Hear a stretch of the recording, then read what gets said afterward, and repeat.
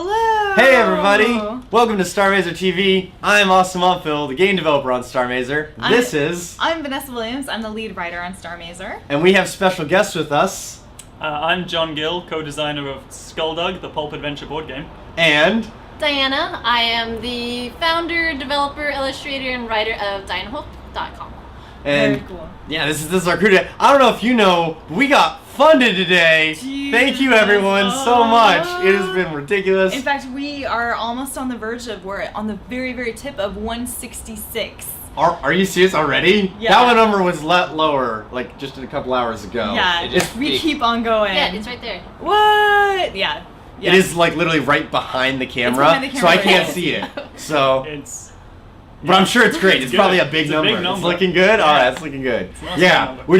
that's awesome because we really want to hit our first stretch goal because I'm so excited the game's gonna come out. We want it to have the coolest soundtrack ever in video game history. So in case you guys are new to the chat or new to our Kickstarter, we needed 160 to make the game. We destroyed that as of, I think, 9:30 in the morning. Yeah, we as in you. As in you. Oh my God, thank you so much for everybody who's contributed and who's been out there rooting for us. It means so much, and we did it, and we're freaking out about it. Our first stretch goal, though, is 180, and that gets us all the music that we've been pumping up and talking about, except for Alex Marr. Alex Marr is obviously... He's always there. He's always there. He's always been there. He's with part. us He's in our part of hearts. the Mazer heart, the beating away. But once we hit that 180, then that's when we get Manami and And Protoman, and Protoman. Arrival, and Cetrix, and Vert, and just Make every Vanity. a person, if they've made music before, they're probably going to do it. Yes. Hey, there's another guy here. Hello! I'm Don Thacker, director of Starr Mazer. I'm looming because Vanessa's sitting in my seat. I'm not gonna loom, it's cool. You were talking! No. Don't walk away! I'll move. Now you two will Alright, be looming. We'll flip. We'll switch. flip. Keep going though, keep talking. Yeah, we're talking about things. So it's been exciting. Sorry guys, I was peeing. That's a thing that happens sometimes. From my body. I had to pee. As opposed to... From someone else's body. Did my best. So you were saying, I'm sorry. Yeah, so we're trying to reach that 180, and we're hoping that we can do that and then keep going and hit some other awesome stretch goals. And yeah, so you're here with us, and we're in like this really crazy headspace right now because we're so fucking excited, but also freaking out because we want to keep going. So welcome. And you know this guy. I can't see you. Did you point at me? I did. You know me, I think. I'm Don. Wow. You can See see ya. he's got a Twitter thing and everything. Oh, thank you Oh, for you're pointing at my joining Twitter thing. King Yeah. Ju. King Yu. King you. You. Or- Thank you for or following King us. Yu? King you. King Yu. King you. Thank you, King Yu, for following. King you. Yeah. So hi. It's been 2 hours. It didn't feel like 2 hours. It felt like 14 minutes. Yep. Since we were last on. Today's show is gonna go till 6:30 PST. At 6:30 A little less. till 6:28 PST. At 6. 6-ish, and we might have a little overspill. 6 We're probably PM. gonna spill over. I'm 6 probably PM gonna. The director PST. hates me. She's the worst. 6. We love you guys. We're gonna do a 24-hour show starting tomorrow at 10 a.m. Yeah, 24-hour So show. normally we go. You guys are for, welcome like, back. By the Yeah, way. if Please. you It's enjoy 24 this, span. you can Just go back. show If you up. don't enjoy It'll be this, the you can cool- still come back back. anyway. Yeah. We're gonna be Yeah. playing games. We're gonna have contests. We're We're gonna live announce music. It's gonna be the the best. winners of some contests. So Yeah. if you Winners. submitted art, if you submitted music, you might want to be on here to find out whether or not you won awesome things. So I want to point something out. Somebody pointed out that if every backer increased their pledge by their pledge, so doubled their pledge, which I am not going to suggest doing publicly, but yeah, do it. We would hit the 3DS stretch goal today. That doesn't seem super realistic, but it definitely But seems it's super realistic to do it in the next 36 hours. If we hit the 3DS stretch goal, my whole world will be best. I just bought the new 3DS XL. I'm so excited about it. I want more than anything to see Starr Mazer on 3DS. We're doing a thing. We got all these cool parallax layers, and on the top screen, you're playing the shmup, and you slide the slider up, and it just fucking goes forever. It's gonna be the coolest thing. It's depth, parallaxing depth. It'll blow your mind up. But we need to do it for real, and to do that, we need to get there. I agree. Vanessa, when am I supposed to be there? Harley, big dog. We will talk in a second. I'm actually gonna leave right now to go finish scheduling things. So if you can message me that would be really cool. Just ping me, Vanessa, at imagossoftworks.com. Then we can finish arranging that. Or maybe you've already messaged us. Social@starrmazer.com is also very good. So do that, and we will get you on the show, which we're so excited. Anybody who wants to Skype in, please email social@starrmazer.com, and we will start slotting you in or figure it out. Yeah. Also, I'd like to point out that I wasn't actually suggesting that you double your pledge. We are happy with every single one of your pledges, or your tweets, or you're telling your mom about our game. That's really great. I was kind of kidding. It sounds like a neat thing. Yeah, if we doubled our pledge, of course we'd get there. But we want more people. We want to spread the word. We want to get as many people on board as possible. The more of you pledge to us, the more of you we can make happy with our stuff. And if you've already pledged and you want to do something cool for us, tweet, Facebook, tell your friends. That would be incredible. That would be awesome. If you Jump can't on pledge, MySpace, you know? Yeah. that would Your GeoCities page needs an update. Yeah, actually, that is the one thing that we've hit all the social networks, but we don't have a GeoCities page. We have enough animated GIFs, man. I know, we can can do do it. it, right? GeoCities doesn't exist anymore. It not exists hosting under it. a different They're not hosting it. moniker. It wouldn't be GeoCities, but there's some I mean, but we could live on thing. in the spirit of GeoCities. In the They spirit have of Zanga GeoCities. 2.0 now. Ooh. What? Zanga 2.0. Zanga. All right, now you've gone past me. I don't know this. Oh, it was a really popular blogging thing in the early Well, we need to be on it. Why aren't we on Zynga? This has got to be the cutting Yeah. edge, right? Like, Do you have a live journal? I have a live I journal. didn't Well- have a live journal. There we go. I actually, you want to hear some Exactly. history? Let's break down some history. Yeah. You are all so young. I made a website. You can internet webby. What is it? The Wayback Machine. You can do this. You guys will do this right now. They'll do it. I created.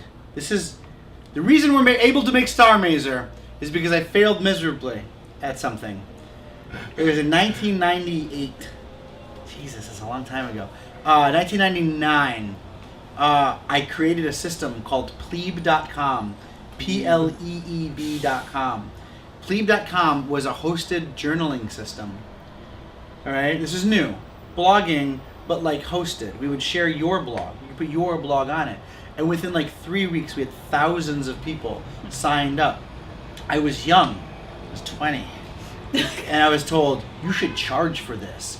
And I was like, no! I'm not going to charge. This is free. It's thoughts and it's information. It's free. Screw the man. And then but if you were to charge for this, you could like add features. Features are fine. They log in, they blog, you push submit, it's fine. We don't need extra features. If you don't know CSS, fuck you. You shouldn't be here. Like, this is the elite. Information should flow freely and it should come from you. And if you have something to say and you don't know how to put CSS on it, then you don't deserve to say it. Like I was very like angsty and younger, 15 years younger, and so Blue.com, it had thousands of people. It was very nice and all stuff happening going on. It kind of started to dwindle to like hundreds of people, and then like 30 people, and I didn't know what was going on, and I was like, come on, plebes, let's figure out what's happening. It turns out, LiveJournal. And I was talking to a company called Spinweb back then, who then supported LiveJournal. So I'm not saying plebe could have been LiveJournal. It would never have happened. Like they would have said, let's do it. Let's give you money or something for your. I would have not taken. I would have no. But there was a moment. This sort of, and I'm sure there was hundreds of other little things. But there's this one moment where I was talking to the guy at a company who then like did a bunch of stuff with LiveJournal, and they were like, "You should charge money. Let's talk." Nope, screw that.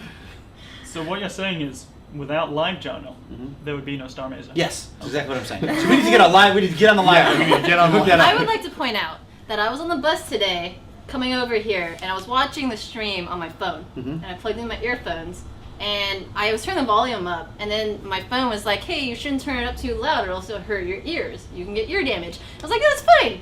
And so I was listening. 2 minutes in, Don does what he just did, and I was like, oh, thanks, something's fun. That's what that, okay. Sorry. I have a me that We I should put a little do. warning up at the I start can't of the not show. be like, me. Warning, Dawn is loud and exciting. Ah! Please prepare yourself. Let's write a script because there's a 40-second delay of the video. Yeah. That it will send a message to the chat Right. stream that will be like, warning, Like, when there's a reduce peak? volume. Yeah. Yeah. Like, we can write a little script that it takes. Yeah, totally. Yep. No, you deserve it. You deserve me. Agree All of Blemka. him. Notice that we have a kitty. Yes, we do. We have 4. Well, we have 4, but this one, Bitwise, has just appeared. Should we remind the viewers of our cats? This is Bitwise. Her name is spelled 1/0. She's choosy, so we named her that. There's Scuzzy, who's currently sleeping on donuts, a box of donuts. Oh, she's on the donuts. Her name is Scuzzy. It's small cat-like systems interface. And then we have Lilo, last in, last out, the youngest of our cats.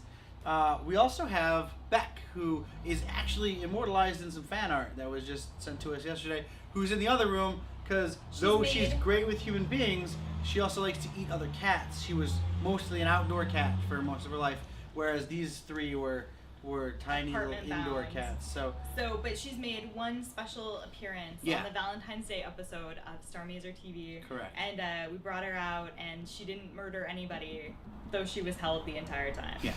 So, as Dom was saying, Scuzzy is currently on a box of donuts, which Pham brought us. So I'm gonna go ahead and bring those out for you guys. We can Celebratory donuts. Celebratory donuts? I asked the counter lady for celebratory donuts, and she picked them out. Hecadon, thank you for the follow. So we have celebratory donuts. Let's celebrate. That's just let's all the celebrate with leftovers. celebratory Actually, donuts. I No. pre-gamed the celebration. I already ate a donut. You ate a donut I already. already We ate a weren't here and donut. you ate one. I mean, when you see them, you won't blame me. That's just, I thought, teammate. I'm a lone Star Wars. So, oh man, these are What? Pretty festive. I've got plates as well. There's something with some sort of jelly or jam in it. Okay. Actually, that one, Dawn, when I saw it, I was like, oh, that totally reminds me of Dawn for some reason. The donut Oh, reminds it's got me the of me. it's got the dip, got the the- hair. Yeah. Ah! Yeah, so I was Yeah. like, So I guess by default I have to have that one. Mhm. Has to be my It's been donut. decided. There you Just have go. to eat And yourself. Yes. if anybody wants smaller donuts, they Happening. can. Symbolic sacrificial form. Keparaki had said I bought 8 pounds of stew meat. Stew! Yeah! God. You're gonna have to mail us some more stew. Much Kepa stew. mailed us stew for our third episode. We had stew in the mail. We've also gotten pizzas a bunch. We also got horchata. We have what is it? How many gallons? 10 gallons of horchata was sent in concentrate form. Fun fact: doing a Kickstarter is a way to feed yourself. Yes, without the actual funding. Yeah. We've eaten so much pizza, it's the best. How do exciting. you package stew? I have no idea. Okay. Here it Didn't is seem now. too old. In a box? No, it was good. It was really good. It was really good. And then So Fuzzy good. actually came over from Portland. He got on a bus. He came over and made us stew in our kitchen. I saw that episode. It was a good episode. We had stew. We played Slaughterhouse. Or, I'm sorry, Splatterhouse. We played Friday the 13th. Oh, it was Yeah, so those good. are both difficult games. Yeah, very difficult game. Have we Friday beaten the a 13th single was game? We great. have. We beat We beat Space Space Quest 1. Yeah. Akash the Car was here, right? On that episode? Yep. And Yeah. he beat the hell out of Ryan Ike's crappy Lords of Thunder score. It's very nice. I would not use the words beat the hell out of. I would say did it. Cash did it. He did it. He had no Yeah. advantage. He just got in there and did it. What would you? Yeah, you like? watch the episode. You'll see how he just got in there and did it. I played all the way up to that. Yeah. I gave him the thing. I mean, I can still celebrate with donut. No one's going in for those. Like, I'll start. No, we should. I'm gonna take half a donut and then go to my workstation. All right, While do you work. guys have an awesome Vanessa, which one show. you want? Oh man. Choices. Which Those are one do just- you want? I heard the sound. but I didn't see want already ate it. I want half of that chocolate. Wanna come up? This. Yeah. What thing came up? Someone followed us, but we didn't Whoever see the just followed thing. us, thank you for following us. We didn't see our little notification. Let pop us know up. in the chat. We heard the so we can call song you out. sound, and we'd like to call you out by name if possible. Who was the last person that followed us? Kingu and Hecadon. Hecadon. We already got that That's guy. the latest people on my emails. Huh. Sweet. So we just got a cool sound bit just for Fun. reasons. Thank you so much. Hi, Rafa. We're back too. We just kind of got back. We're eating donuts. Pham brought us some donuts, which is great. We got John. John Gill is also here. I can take the second half of that. I am. Hello. Hello. I'm concerned with donuts right now. Nice to see that. Yeah. Iona Day says the triggers don't work. It's very weird. That's not cool. The triggers should work. Yeah, let's get triggering. Let this. Kazuo, you have one job, bro. Which trigger? I don't know. The following trigger? Should I cut this in half, or are you just gonna go for it? Just put it on a plate. Yeah. Fuck it. Unless somebody wanted to share that with me. I was actually going to just be ridiculous because she said it reminded her of me. This donut Sandwich. apparently is reminiscent of me. You sure? Which, I mean, I guess it's sort of portly on the inside or on the middle bits and it's spiky on the top. Because of. Yes. Thanks for the insult. It's just your hair. It's always Just the like hair. that. Just the hair. Yeah. And your Oh, sugary sweet. sweet disposition. I'll take Yeah, the oh, yes! powdered There we donut. go. I like love you. powdered No, donut. You want not the whole so much thing? You, No, though. no, no, We're but fine. okay, but Sure, the why donuts not? also, Take it it. looks very nice, but once you bite into it, it's loud and it gets all up in, you know, your feelings and whatever, and then it makes you inspired to be all like, yeah, what donut do I like? I love it. That's the best There we donut. go. This is Donut. good. She recovered. She was falling into a pit of hell, and she discovered. We have 2 left. Which one do you guys want? Pick your donut. Chat donut. Yeah, chat donut. Chat donut. Which donut you get? We'll put it into the camera. It's Kazuo's camera, not mine, so I don't care. We'll just shove it into the front If of the they camera. pick one, I will eat half the one that you guys pick. Yeah, do that. Yeah. I'm gonna attempt this one. I'm not gonna touch it. I'm gonna touch it, but I'm gonna do the plate thing. I saw people doing this in Portland, and then I remembered I saw this when I went to New York with my director of photography, Bliss Holloway. You get like a plate, and you put your pizza on the plate, and then you just slide your pizza to the end of the plate, and then you just bite it like that, like from You've the never plate. done that before? No. That's like the only way I know how to eat pizza, except with the fork. Yeah, well, I'd never done that before, so I'm gonna do that with a donut. You're staring at me. Yeah, I'm watching your process. Why are you staring at me? I'm embarrassed. My mustache gets into stuff now. This is a year long. It's a year-old beard. Year and a half year old beard. I never had a beard before. And like when I was like 34, it was like beard time. You know, beard it up. Man, I hope that happens when I'm 34. Yeah? I want a beard so bad. Have you ever grown a beard, John? Pixel Yeah, Gatos you is first, you right? seem like We it got seemed like the we got a thing going similar on. thing. Yeah. Yeah. Hello, Pixel Gatos. Pixel Gatos. He's from Spain. Pixel cats. Oh, welcome. Welcome from Spain. The only thing I know how Oh to say- man. Aw, Christina wants the chocolate one. Oh, Hi, Christina. I wish we could give that to you. Yeah.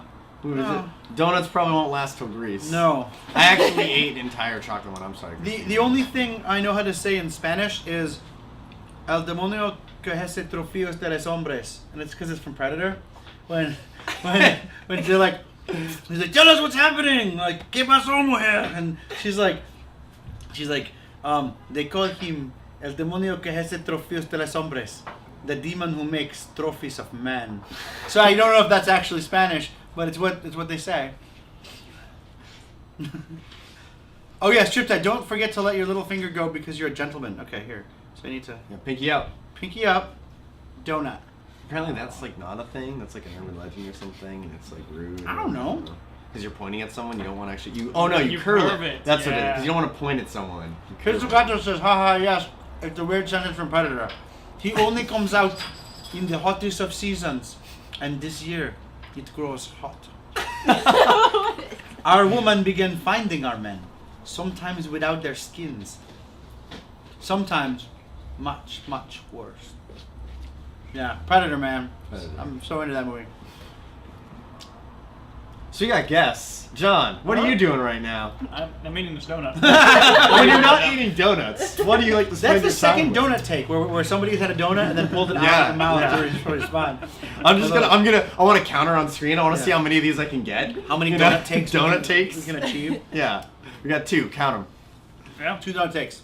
What do? I'm designing a super kick-ass board game called Skulldug that's going to be on Kickstarter in April. In April. In April, but if people want to go check it out, skulldug.com. Skull like your head, dug like you dig it.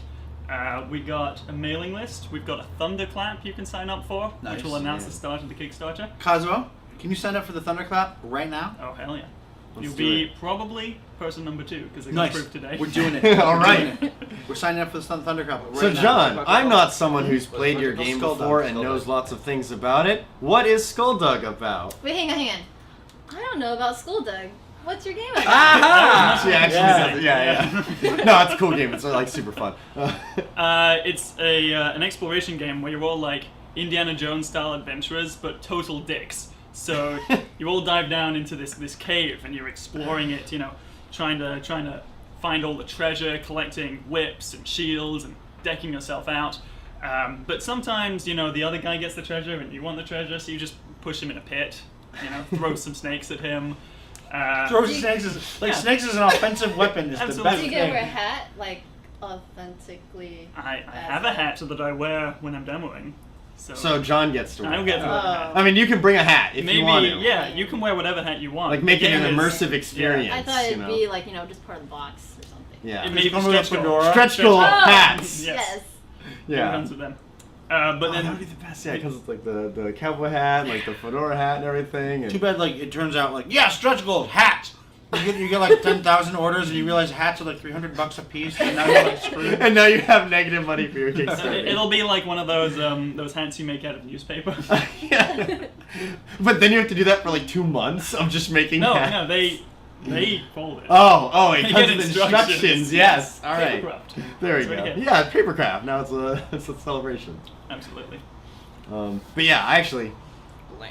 Bam. Ooh. Thunder's supporters. That's us. We are going to be thunderous. clapping the thunder. We are thunderous. So if you happen to forget about it in April, you'll hear again because you're all following Starr Mazer on Twitter. Yeah, DigiNeco Dan has it right. Yeah, That all guy right. knows what's up. That guy has probably dug some skulls before. Like in a, just like a. So I want to play Skulldug with Don. That's what I want to do. I really want to play the game with him. Are you implying that just straight up I'm like the best dick to play the game with? Yeah, absolutely. Like, I'm just the biggest jerk? You're just gonna get into it, and Well, yeah. the reaction. Because the thing is, like, I like to be the sort of player who like pays attention. Like sometimes when I like really get into a game, I like to like pay attention to little details, and sort of hang back, and then like someone's like they're about to win, they're gonna do it, and I'm just like, nope. And I want to do that to Don because his reaction would be the best. This is absolutely the game for you. Yeah, I'm the worst person to play physical games with. I notice you do that with whenever we play Werewolf together. You always do that. Yep. Yeah. I played Battlestar Galactica. Oh man. And so I didn't really, I did this thing where I acted like I'd never, I mean I'd watched like 2 episodes of Battlestar Galactica, so I wasn't really into that. But I understand that the Cylons are assholes and the humans are humans, so that's legit. But I actually looked up all the rules and stuff 2 hours before we started. And I worked, okay, so you're a Cylon, you gotta like work, you don't know who the other Cylon is, but you have to like use inference and lying and all this kind of stuff to make it work. So when the game time came, I just pretended that this game was not some shit I wanted to do. Like, fuck this, I'm being forced to do this. You guys came over my house to play this dumb game. With the hopes that I would get a Cylon card, and I did. And so the entire game, I was just shitty and angry and pissed, and I was like, I don't fucking even know. And they're like, take your turn. I'm like, what am I even supposed to be fucking doing? Move your dumb card. Dumb card moved. Great. And there's like, and I was like, for like 2 hours. This is a for long like 2 game, hours, I was right? a complete asshole. And I was just like, oh, so am I supposed to like become a Cylon or some shit? Like, what do I do? This is the stupidest thing. Oh, I just get to sit here and get. Oh, now we're in airlocks. That's great. This is the dumbest game. I'd get up and leave. I came back, and the whole time I was just fucking gaming it. I had the Cylon. I got a double Cylon thing. I was ready to rock. And nobody. They were always like, anytime anybody accused me, I got like legitimately angry. Like I'm not even playing your dumb stupid game. Why do you fucking do this? Like, yeah, I'm the Cylon. What do you even that fucking mean? Like, I don't even know what that means. I'm a Cylon. Yeah, is that like a robot? Cool, I'm a robot. Where's the card that says I'm a robot? Do I get special powers? And then he just kept going. I turned over the table, did the whole thing. I won because I was a complete dick the whole time. I went in with the idea that like that was my strategy. I meta gamed the little game. I love it. When I play Monopoly, I just steal. Constantly steal. Because people are like, oh, they're having fun, and sometimes they're drinking or whatever, and I'm So you just just like, steal money from the bank? yeah, it's like, I got $1 million, I'm gonna buy that. Like, I'll just move cards around because nobody pays attention. And I hate Monopoly, like with a passion. I hate Everybody that loves game, playing too. Monopoly. So anytime somebody's like, Monopoly, there's like 4 people want to play it, 1 person doesn't want to play it, and I want to play it all night. Let's play Monopoly, because I fucking hate it. And so I change everything. Uno is the best game to lie at. It's the very best. Put down 4 cards, don't tell anybody. It's the greatest. I actually love games, but I like really complicated games with wonderful rule sets that like are really well thought out. But like Uno? So fucking I'll put the whole deck down. Uno, I win. Fuck it. Like it's the greatest. And people don't want to argue because you just get big and loud. And it's great. So how do you think Don would do at Skulldug? Very well. Yeah. It's MVP. The twist on the game is that you need to collect 3 treasure and then escape to win. But all of the treasure has a curse on it. So by the time you have 3 treasure, you're like taking debuffs, you're dropping shit, you're losing rolls, you're doing terribly. So, one guy's just like, been working so hard whole game, he's explored, he's got the treasure, he's coming back, Don just rolls in, punches him in the face. Takes the treasure, YOLO swags out the door, Absolutely. Somebody said Don may be the best player, but the worst friend. That's not true. You made me play a game where I was supposed to lie my way through it. I did. What the hell? That's great. You went there for that. Why play the game with your friends so you could all lie to each other and then get angry that one guy lied a bunch? That's not it. That's don't do that. I'm also a really great RPG dungeon master because I like that whole entertainment thing, creating a whole world. Question: are you planning to translate the game to other languages? Yes. There are 2 avenues for that. The first is you give us all the money right now. Just give us more money. Want more money. We hit our stretch goals. We get to consoles. We will absolutely have to be in at least some languages. So we'll definitely do some translation. If we get a publisher, the publisher will handle all that. But the more money we get up front, the less we need to rely on a publisher. We're probably going to get a publisher no matter what, just for far and wide availability, translations and stuff like that. But the more we go to a publisher with need, the more need we have from a publisher, the more control the publisher has. We want you guys to have control. We would hate to think that what is now 4,392 people put a bunch of money into a thing so that like a group of suits could make decisions about it. That's not cool. So the more we get over the next 36 hours, the better off we're going to be. So yeah, but we're definitely going to try to do as many languages as possible. I need to note though that the game is going to be fully voiced, but in English. Our actors are all going to be speaking English, some of them with accents, some of them without, but it's and some alien languages as well.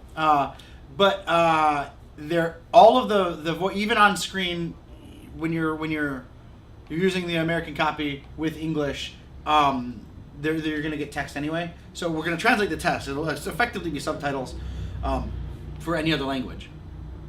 We don't plan on recording a bunch of other languages. That's pie in the sky stuff. That's very costly. Very expensive. Our original budget covers us for the minimum required to pay people to do the voices. We have a killer voice team, as you guys already know.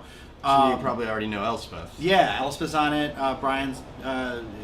Brian Lewis is on it. Trin Miller's on it. Mariah's on it. There's lots of people are on it. But the trick is, that all costs money. The actual recording time costs money. The mixing costs money. It all costs money.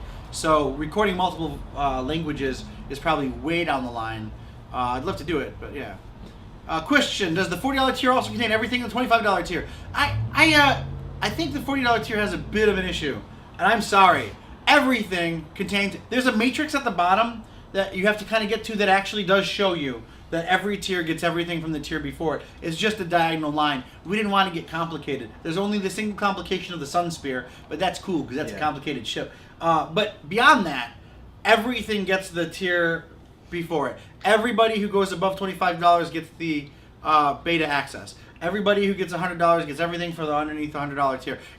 I'm sorry that wasn't super clear. We tried to make it clear, and there's a little bit of mixed messaging that wasn't on purpose. And we do have a very clear graph at the bottom that shows all of that, and we have all of the tiers kind of laying out, telling you what's in every tier. And every time we add something, we have to go through this laborious process of making graphics and building a whole new section in the Kickstarter. So the information's there. I just don't think it was super clear on just the tier thing. And if you're backing by your phone, it'll just tell you what's in the tier thing. So that's hard. It's much more detailed in the section than the reward section below. The reason being is because as soon as someone backs one of the tiers, you can't change edit it at all. So the minute we found out we weren't as clear as we could have been, like that's going to be on our post-mortem, be a little more clear. But the minute we found out that wasn't the case, we couldn't change it because people had already backed. So that was kind of a pain. Yeah. Yes, Klingon translation. Yeah, of course. Yeah, of course. the stretch goal Klingon.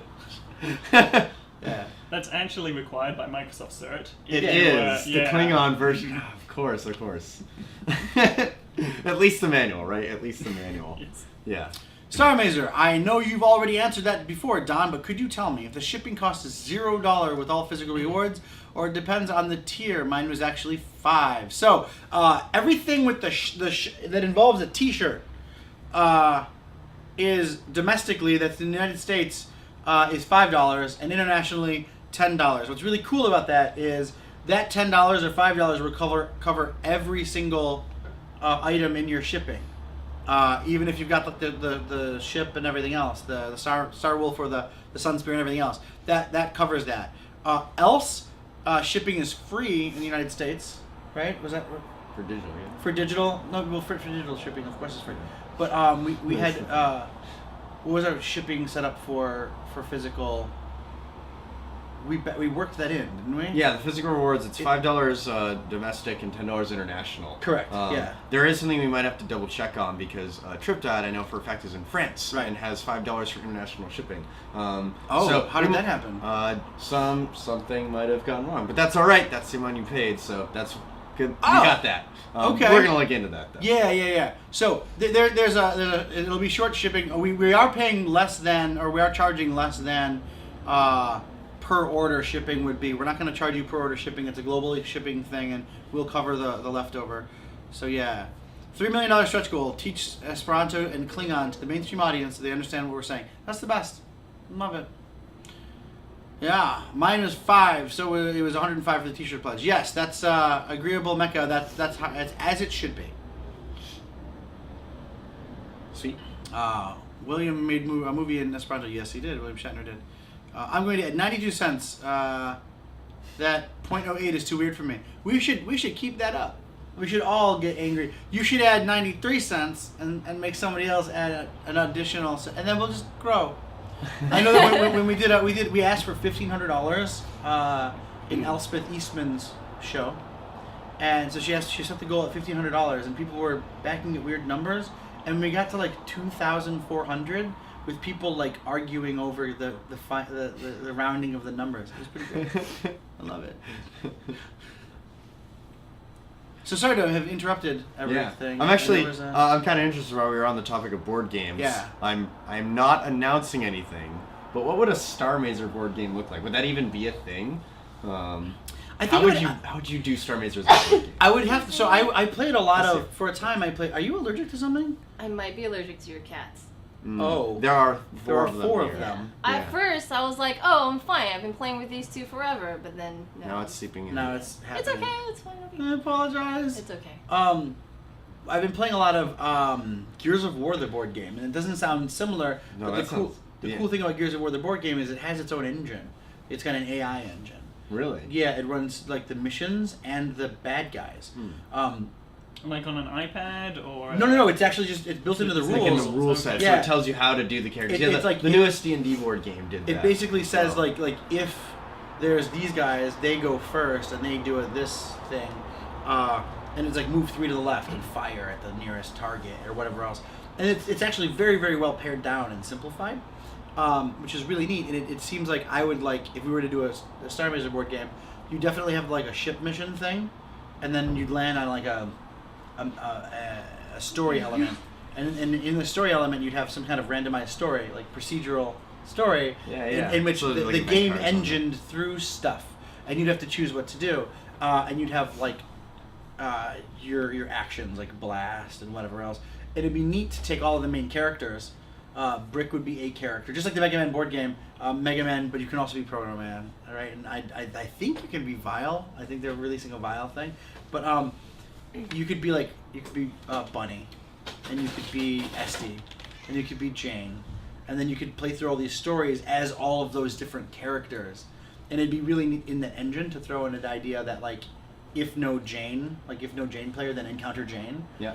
But the coolest is like, if no Brick player, then like encounter Brick, and have all this written stuff so that like you get to see what it's like to be Slimo encountering Brick Stonewood. It's always bad. So that's my Always pitch. bad news. What do you guys think?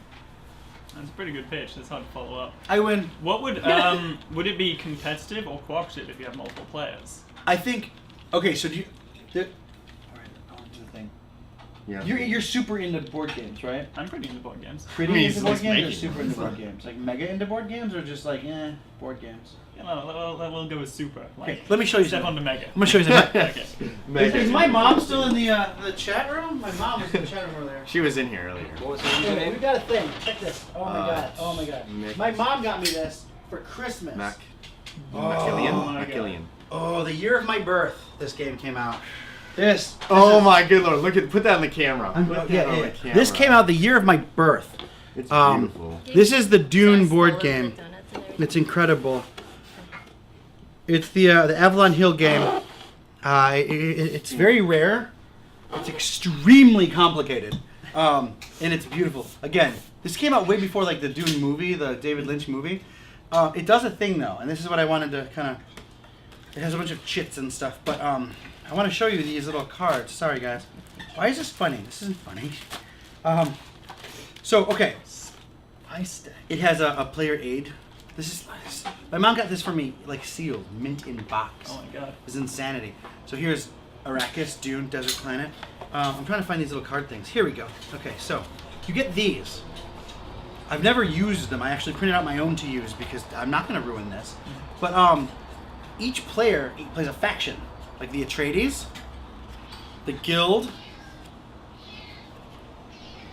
the Bene Gesserit, the Harkonnen, the Emperor, and the Fremen. So the trick about these is, and the thing that makes this is why this ties into the Starr Mazer thing. You're competitive only in that you have separate win conditions. Everybody has a separate win condition.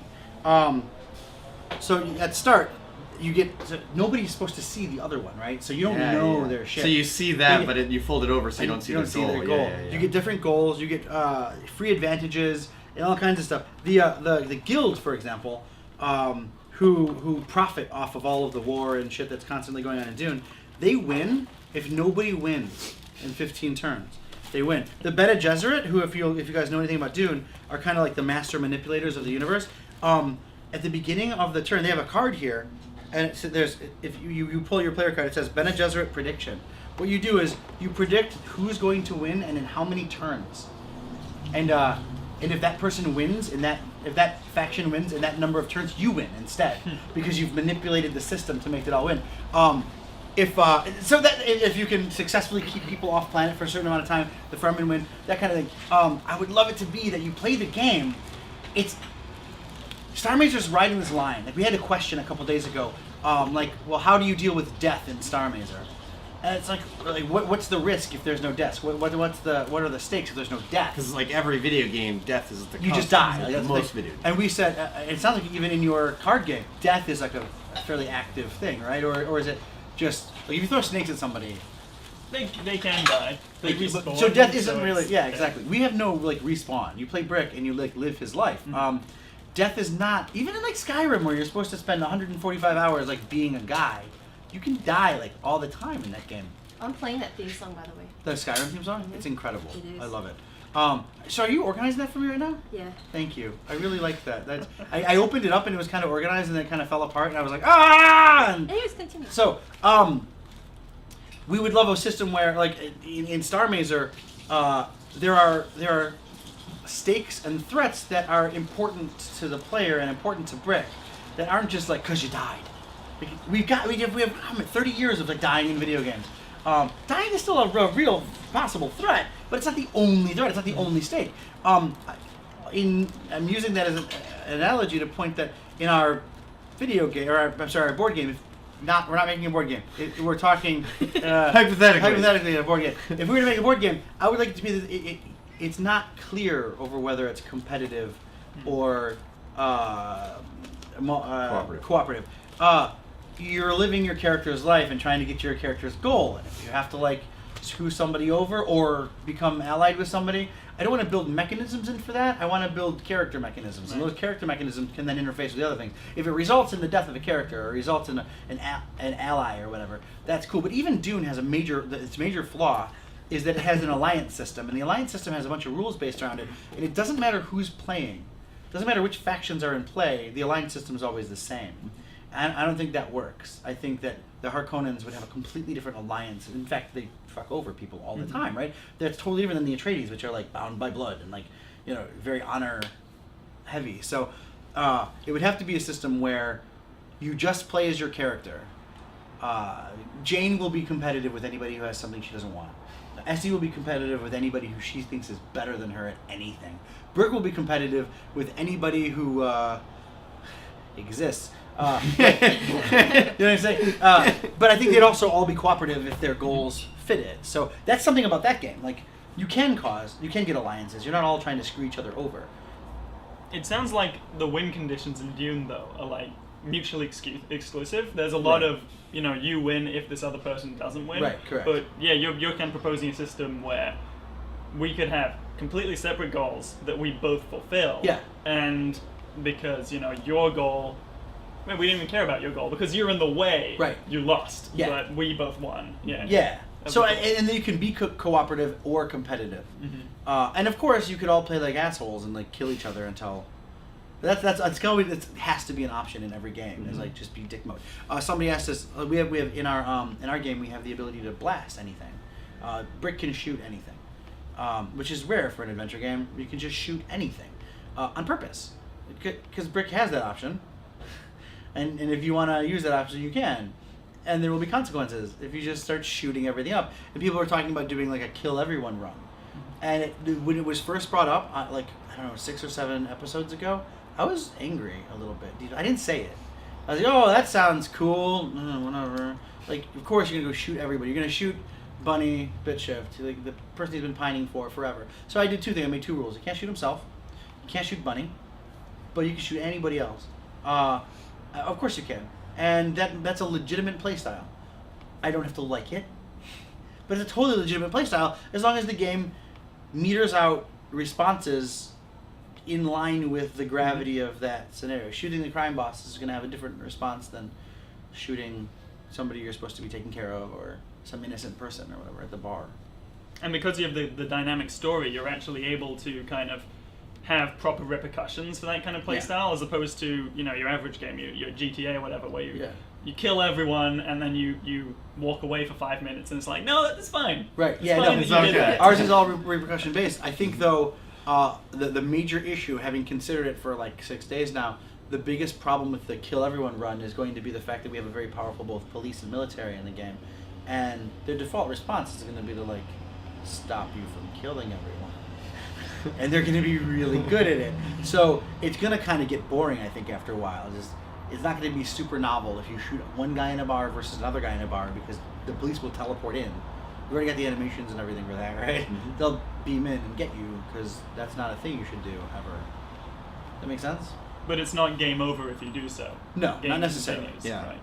Yeah, unless like the only way to actually get a game over is for Brick to die. Yeah. Which that's a quick route to it, but Yeah. you might be able to avoid it. So I want to shout out to Not a Corgi just for saying congratulations to us. But Thank it's really you. thanks to you. Yeah. Because without you guys, this thing wouldn't be happening. So Yeah. congratulations to you for backing us. Starr Mazer, thanks. Another thing, could we have a kind of rough sketch of the Sun Spear concept for the 3D printed figure?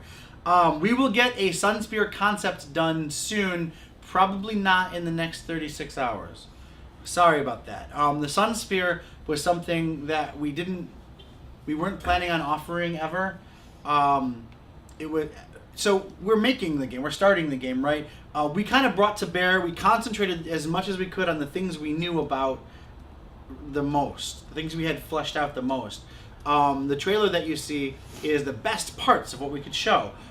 And the characters in there, except for Slimo, were all really fleshed out at the time of that creation. Bunny, we understand who Buddy is. We understand who the Goon is. We understand who Brick is, obviously. I mean, Declination Jane, even though she doesn't appear in it, We knew who was she existed very in the fleshed out. universe before we made that trailer. Esty is somebody we added, well, working out the story, which is still something we're still doing. We're starting the game, right? So we don't have everything done. Of course, I mean that's why we got funded, so we can build the thing. But Esty actually was a very recent development. We had this place where we needed a foil for Brick, a character for Brick to fight, who was as cool as he was and has a ship as cool as his. And my major problem with that, and Austin's kind of looking off into the distance because he wasn't even part of this. Like I was creating the world when this was happening, and once I've got it, then it goes to the team and we make cool stuff. I hadn't even figured it out until I realized I had this block, and the block was, well, you can't make somebody who's just as good as Brick though. You can't make somebody who has a ship just as cool as Brick's ship. And that so what can I do that's kind of like that but not that? And I got nothing. Like I didn't come up with anything viable. It didn't really work. Until I just came up with, you know what? I didn't come up with it. I kind of fell back to, why don't we just make like a girl who's just badass just like Brick? Just as badass, just actually a little bit better. Why don't we just do She's that? actually better. Yeah. Why don't we just make a ship that's like, it's cool as, but better. It's more wicked than the Star Wolf. To me, the Star Wolf was like the peak. We did the Star Wolf. Now what? Like, gotta make a better ship. So we made a better ship. To me, in my opinion, it looked more Macrossy and like very like angular and sharp and like, what? I'm just waving to Jim. Oh, so it's a very cool thing. We have some internal sketches, but they're not anything. Christina, our artist, is going to go through proper concepting phases, which normally take like weeks. We've kind of been rushing through to like get content out for you guys, but now that we've made it, we're going to take the appropriate amount of time to get you the right concept stuff. So you'll see the Sun Spear not before it's over. And I'm sorry. I can tell you that if you like the Star Wolf, it'll be cooler than or as cool as the Star Wolf. At least as cool as the Star Wolf. It'll totally be cooler. I'm way biased. Yeah, SD is way cooler. SD is badass. I mean, Brick has a lot to learn, and he's got a cool ship. It's also 130 years old. The Star Wolf. SD's ship, the Sun Spear, is modern. All right, so check this out. Her ship's called the Sun Spear because she. It was originally called the flew Wildcat. It was originally called the Wildcat, but then it got a new name because she flew it through a sun and blew it up. She did it twice.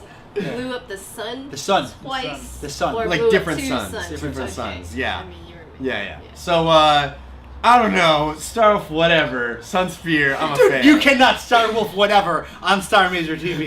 Take it back. Remove that. No, the Sun Spear is awesome, and it's supposed to be awesome. It's supposed to be something that the player who thinks he's pretty badass at the point that you meet Esty has to realign, like recognize. Mm-hmm. But then we also have to see, is Esty really that great? Like maybe her story needs to be intersected with to show the sort of kinks with her setup. Like, is she really the coolest? And if she was the coolest, why would she be seeking out Brick to see if she could be better? If she's the best, So there's that. Sweet. Oh man, Digineco's got a question for guests. Was Skulldug inspired by D&D sessions where players got a bit of greed fever? Ooh, that's a good question. That is, I do like tabletop, but Skulldug was more inspired by like roguelikes and multi-user dungeons and things, where you're seeing a lot of those right now with multiplayer added in, and I always think like, man, these games are procedurally generated, like Starr Mazer. Ours is procedurally low. That's even better. It's not generated as much as low. Yeah. There's a conception phase. It takes months, come out and everything, and then you have to raise that. Yeah. BK Oplick or B Koplick. Thank you for the follow. Thank you, B. Koplick. Koplick sounds familiar. That's Brian, the co-designer of Skulldug. Oh, okay. That's A little bit of cross-branding. Sweet. Yeah, you're bringing the fans in. I love it. But yeah, so it's inspired by all these multi-user dungeons and roguelikes, where I'm always like, hey, Austin, I've got this awesome new game. Do you want to play it with me? Like, it's going to be great. I've been learning how to play it because they're often pretty difficult, permadeath. And then we start playing, and I'm telling you how to play it and like how we're going to do really well, and then you just fuck it up for me every time. Every time. You can't get someone to actually up. Cooperate with you in those games. Yeah. So, embrace it. Yeah, you just to make a whole game out of that. Yeah, exactly. Yeah. I was at PAX East, last PAX East. I was with Robot Loves Kitty demoing Upsilon Circuit, like a really pre anything version of Upsilon Circuit, which is 8 players play at once, and they only play once. Like, that's the gag. You get to play. You buy the game. Everybody who owns a copy of the game can be an audience member, and it's like watching. It's like Hunger Games or like. Twitch plays Pokemon. Yeah, it's like except that it's an actual game, and you can control the experience. You can send in items, and there's all this cool stuff. But your name goes on like a list, and you get to play, and it's all live. It's all streamed. You get to play maybe once ever as a player. Everybody's a player. They have a game mechanic in like being an audience member. But one getting to run around. So we're demoing this idea, and there's like this host and all this stuff happening, and you get people waiting in line. They get to the things, and it's like, and go, and they immediately murder each other just instantly. They waited however many, and they just murdered each other, and that was it. It was all they did every single time. And that idea, like, why don't we just make that game instead, was definitely present. And I love that you've kind of like taken that and just, yeah, we're gonna make that. Mm-hmm. That's cool. That's really cool. Otashi Kami, will there be puzzles in Starr Mazer? If so, is there a puzzle difficulty level? Yes, there will be puzzles in Starr Mazer. As for get difficulty, I will hand you to one Mr. Austin Montville. Starr Mazer, the entire game will have a difficulty level because although there is the conceived discrepancy of the Star Wolf sections, the non-Star Wolf sections, Starr Mazer is its own game that is just inspired by those aspects. So there's not a puzzle difficulty level. There is a Starr Mazer difficulty level which you'll be able to select, which will modify the difficulty of the game and how in depth and challenging these puzzles are, and the sort of assistance or help you get in solving them. Gwenster asks, can you guys tell us more about the 3D printed ships? Will they be painted? Because straight from the 3D print, you usually have a dull white gray thing. And do you have an estimate on size? Okay, so these are all up in the air questions. You're right about the color thing. We were looking into multicolored 3D printing, like multiple nozzle 3D printing, to do simple like 3-color models, or just do them straight and hand them free for painting. We're not sure yet on the painted option. We're also trying to figure out what it costs to get something that's painted. I actually paint miniatures, so it's a thing I do. I have a giant Warhammer 40k army. Well, 3 giant Warhammer 40k army. One of them is bigger than the others. But that takes a lot of time and effort and love, and we have time and effort and love that we want to be putting into a video game. So we're going to figure that out. And I think maybe working with each receiver individually, I'm sure some people want to paint theirs, and maybe some people would want some quick base paint done on them. I'm not sure though, and I'm not committing to anything yet. Yeah. Unfortunately, we knew it was a great idea that people had asked us for, and I think we kind of fell into a weird thing where people asked us for a thing, and we're like, sure, we priced out actually getting them printed and doing the modeling, and yeah, we totally can do the thing you asked us to do. And now we're at the back end of that. We're like, cool, can you actually do this other stuff with it? And oh man, we'll try. Yeah. So the base thing that we have figured out that was within the original scope of it is a high detailed, like 1/100th scale model. So they're fairly small. Yeah. But it's about 6 inches. Yeah, about 6 inches. Yeah. And single color with a stand, so it'll be the color of the plastic, but with like good detail on it. My thought, my secondary thought. We've gotten this question a lot, and I think it's a fair question. And we're actually going to look into other methods than some of the original ones we researched, because we'll have the exact number of orders, so we can actually get a lot farther in the process. We might be able to find better deals, like getting more details. So we're gonna make it as awesome as physically possible. Yeah. But that's sort of the base that we've hit. That like, okay, yes, we can do it. We can make it back a reward. So. I was thinking decals might be an option, like vinyl decals. Mm-hmm. So we get a bunch of sheets of vinyl, and then you basically put vinyl, like Transformers used to get. You get the die-cast Transformer, just one color painted die-cast Transformer, and then you put the vinyls on to make it the right thing. Or you can paint it at that point if you wanted to. That seems like a great option. But again, we'll let you know as soon as we do. We're working on it, just like you've seen through every one of these shows. All the stuff that gets released, it gets released not because we're holding off for any weird reason, but because we've been able to finalize it. Like the t-shirts came out the last week, honestly, of our campaign, not because we could have just said, yeah, t-shirts, and not like work it out, but we don't want to take your money and not know how we're going to do it. And you've watched Starr Mazer TV before. If there's a leak, it's already going to happen, because Don will talk about it. I'll talk all about it. Hey, Don. Are you guys going to do like Gundam model style things, like where you build it? That would be the coolest. I don't know what it takes to make those. I actually make Gundam as well. There's 2 Gundam boxes somewhere in there. For 2 models that I haven't done. That'd be the coolest. I wasn't going to talk about this on camera, but I've been like researching that for the past like few days because everyone's been asking about the 3D model stuff, and I was like, this would actually be the best way to do it because like the Star Wolf is like the freaking like the Vic Viper, or like the Macross ship and everything like that. So I found websites that do it. And I'm interested in that possibly being the option for the 3D model. I can't get quotes right now, so I don't know if that's within the same budget of the printed 3D models. If it is, we'll let you know. I think it's way cooler, so I want to look into it more, but we can't announce it because I don't have actual quotes yet. I have all my draftsman pens ready, so that when I put that thing together, I can line the hell out of it. And So that is my vision of it. We all backed our own project, just so you know, because we don't get the stuff for free. It's not like we're sitting on a pile of free stuff. Every one of those models costs money. So to get stuff, I wanted to get the t-shirt, so I got the t-shirt, but I also got the Sunspear and I just pitched, and I'm So you're getting both the 3D models? I am. I'm getting both of them. That's cool. Imagos Films and Don Thacker have both backed it. Both backed it. So you I get want both models. That's really great. One of our Eclipse Husky did that. Yeah, he did the same thing. Yeah, he inspired me. I was like, how do I do this? How do I pick one? I was like, well, I could just put my own money in and order it myself. And I was like, no. I'm doing this right. I'm going all the way through. I'm gonna back the project. Yeah, like these things, like the 0 Day backer poster, the T-shirt, those are we don't- backer only things. Yeah, we so don't if have we're not those. backing it, we don't get it. Yeah, and I didn't back in the first 72 hours. I really didn't. I was busy. I was in. Are you serious? I did. I didn't. Oh man, that's why I I don't did get a the poster. You don't get the No, poster. I mean, Oh, I man. guess I kind of have these, but these belong to Starr Mazer. These don't belong to Don. Yeah, Like, they will these- be at every event that we Yeah, go to. and they'll probably be ripped up by the end of the year, like totally ruined. Hey Don, have you seen the documentary Jodorowsky's Dune? I have seen it. Yes, I have. Yep. Yes, that's it. I'm a filmmaker, so I'm very opinionated about movies. So I don't want to. Yep, I saw that movie. And that's all that needs to be said. Good, it's great. Woo.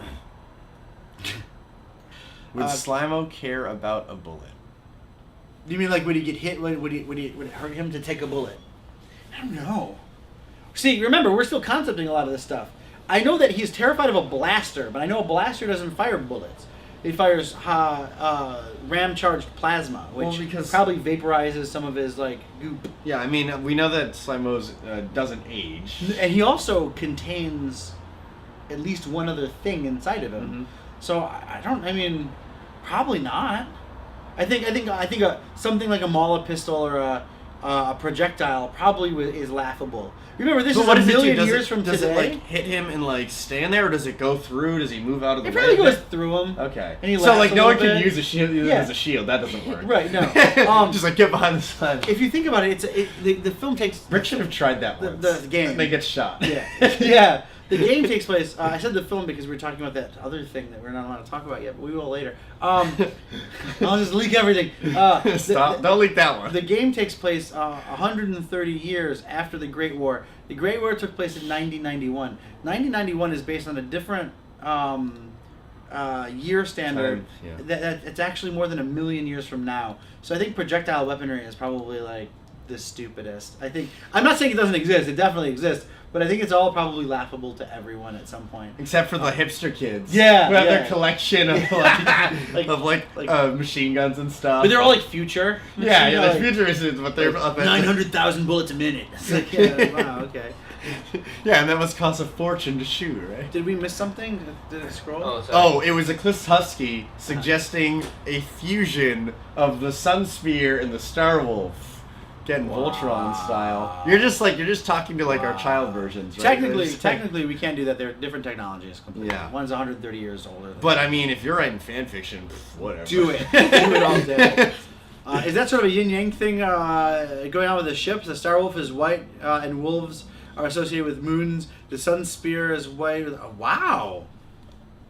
The Wolf Moon thing and the Sun Spear. I'd never put. Yes. Intentional. Of course. it Totally was, intentional. all No, along. I hadn't That's considered even better that. because the Star Wolf is like a girl, and like moons are like generally representative of a female genre. Yeah, yeah. Like suns are representative of a male. And the Sun Spear is a gender, dude. and- Like yeah, the Sun Spear STU is Spurs a to male refer to ship. it as a male yeah. ship. That's pretty cool. Can you refresh our little backer window? I wanna see magic. I'll read this while your magic is being seen. Pixel Gatos asks, how are you planning to control the stress levels that are so usual on every Kickstarter when deadlines start to not be met or meet? I think it's going to be a new entry in the psychiatric encyclopedias. After funding 2 crowdfundings to release RPG books here in Spain, I'm almost used to that stress. But if you guys are newcomers, prepare to that. Okay, so check it out. Austin's made games. Not only for like a large company, but for himself. He just released a game on the Wii U. He knows what that's like. I make films and games. Films, man. You don't even understand that stress. That's the word. We know this stress. It's there. It's not a new. That stress is not a new scenario. We're prepared to deal with that stress. What we want to do instead is make promises we can deliver on, schedule things in a way that's realistic, and be completely communicative if that's not the case. It's not going to be the thing. If there's the likelihood or possibility that it won't be, that we might miss any kind of deadline, we're not going to let you know 2 days prior. And no, you'll be with us the whole time. You'll be watching Starr Mazer TV. You'll hear every single communication that we've got. You'll be watching the dev blog. At this point, it's updated 8 times a day. Will probably be updated more than that. You'll be very, very, very well informed, and that stress will be there, but probably not as frequent or to the degree that you're discussing. We made an estimate that we believe is possible. It might not. I mean, there's always lightning strike, whatever, mountain explode. We're actually between 2 volcanoes right now, so who knows? But we'll definitely do our very best and keep you guys always informed. Although, spoiler alert, that stress never goes away. It doesn't matter It how many doesn't. projects No, you've it ever doesn't. done. No. It is always there. Yeah. You get familiar with it. Yeah. You know it. You know how to navigate it You appropriately. welcome it. You don't ignore it ever. No. But you learn how to like be able to still eat and sleep. Yes. Instead of throwing Those up are and, abilities like, that you gain. The yeah. ability to eat and sleep while the stress is there. Yeah. Christina said something about Christina has no stress. It's true. Christina, I have it under my. I've never met Christina in real life. We met on Skype only. She's in Greece. I am under the distinct impression, the absolute impression. This is a leak, guys. I've never told anybody this. Maybe I have. I don't know. But I am under the distinct impression that Christina is actually a team of people. Just like James Bond, they're getting to the idea that James Bond is like just the name of the highest ranking 007 agent. Or like that weird, like Lee Harvey Oswald is like an internal name for all of the assassins in the NSA or whatever they came up with, or the CIA, or whatever the conspiracy theory is. I don't know if Christina is actually a single human being. It seems like she's multiple humans all working in shifts, all of them under the guy. Like maybe Christina is the head of like a cabal of amazing pixel artists, and she speaks to us. That would have to imply there are more than one person as good as Christina. I'm not saying that these are like real people. Like these are like normal humans. This is like crazy shit happens in Greece, man. You don't know. Like they're genetically engineered, or they're robots. Maybe it's robots that are like they're like super accelerated clones of Christina. I don't know, man. The stuff she does is unreal. It is unreal. She's incredible. She's the best. She works like a 30-hour day in 22 hours. At the same time, though, can't you appreciate the fact that what if it's not a bunch of people and it really is just one person? No, totally. In fact, I think that my joke is specifically targeting the idea that it is definitely one human and she's doing an amazing job. Yeah. It's just baffling. I mean, I work a lot. Austin works a lot. The stuff you can just go to our update section and just literally don't even, if you have one of the cool Logitech mice where you unclick the like clicky part and you can just scroll and it just goes, just we just watch dreams fly by. She's incredible. I've seen them. They look really nice. It's baffling. Really nice. I actually really liked your backer chart. Yeah? I wanted to mention that earlier, but you were talking really fast. But yeah, no, it looks really nice. A little diagonal. Thank you. That was what Christina made. Yeah. If there's a visual thing on our Kickstarter, Christina made it. Very nice. Starr Mazer. What about a Starr Mazer short animated movie? What? Next question. Yeah. Moving Next on. question. Moving on to the next question. Thank you. I was about to just. Yeah, I know. Next question. Sorry. What's that? That question not for us. Okay. We might have another question real quick. After the Starr Mazer game, we see a Starr Mazer the anime live action movie. Next question. The thing is, guys. No, next question. You know, one thing that we haven't done yet, Diana. Turning red. We haven't talked with you at all. Yes. Let's get out of this and move to this. This is a much We'll better talk about a different because I'm about to topic. say some dumb shit. Yeah. Okay. Woo. So, Diana, you run a company named Dino Hulk. I do. What is Dino Hulk? Dino Hulk is basically my way to professionally say I do whatever the fuck I want. Yes. Yes. Legit. You even did this. Yes. I learned this in trademark, 7th right? grade. 7th grade, I was playing basketball. Some girl hit me with the ball on purpose, called me a bitch, and I was like, no, you didn't. Because It I just felt came so out. Yeah. And then I was like, I can do it now. This is a thing. It's like a weapon. It's like I've unlocked a cannon. It's like going Super Saiyan. You have to hit a certain level of turmoil before you're able to do this appropriately. Anyway, so basically, I go out and try a bunch of really cool random things that I think are interesting, and then I write stories about them to teach kids. So, like, I cook, and so I write stories about cooking. I make websites, so I write stories about websites. I got into this thing about solar power for like a month, and so I wrote a story about solar power, and then I thought about working in a restaurant, so I wrote stories about working in a restaurant, etc., etc. You've gone to hackathons? I've gone to a lot of hackathons, and I like the hackathon color. That's what I brought up. and so basically, I guess I started the company because I didn't know what I wanted to do. and I was really tired of people telling me you need to pick something and just do it. And I was like, well, I want to do everything. Why should I pick something and kind of pigeonhole myself? You know, like honestly, it's awesome. I love that you guys are like doing so Like many pigeonholing ourselves. No, but it's for Burying something ourselves amazing. into a hole of despair. Yep. No. Singular despair, where we do but the one thing until we die. And then I realized that, like, you know, some people can do that, but I personally, that's not my thing. And really, you just have to find, like, what your passion Some is. people can kick puppies and murder kittens. I just choose not to. Yeah, exactly. I mean, it ultimately comes down to Did the you just leak the singular next person. story?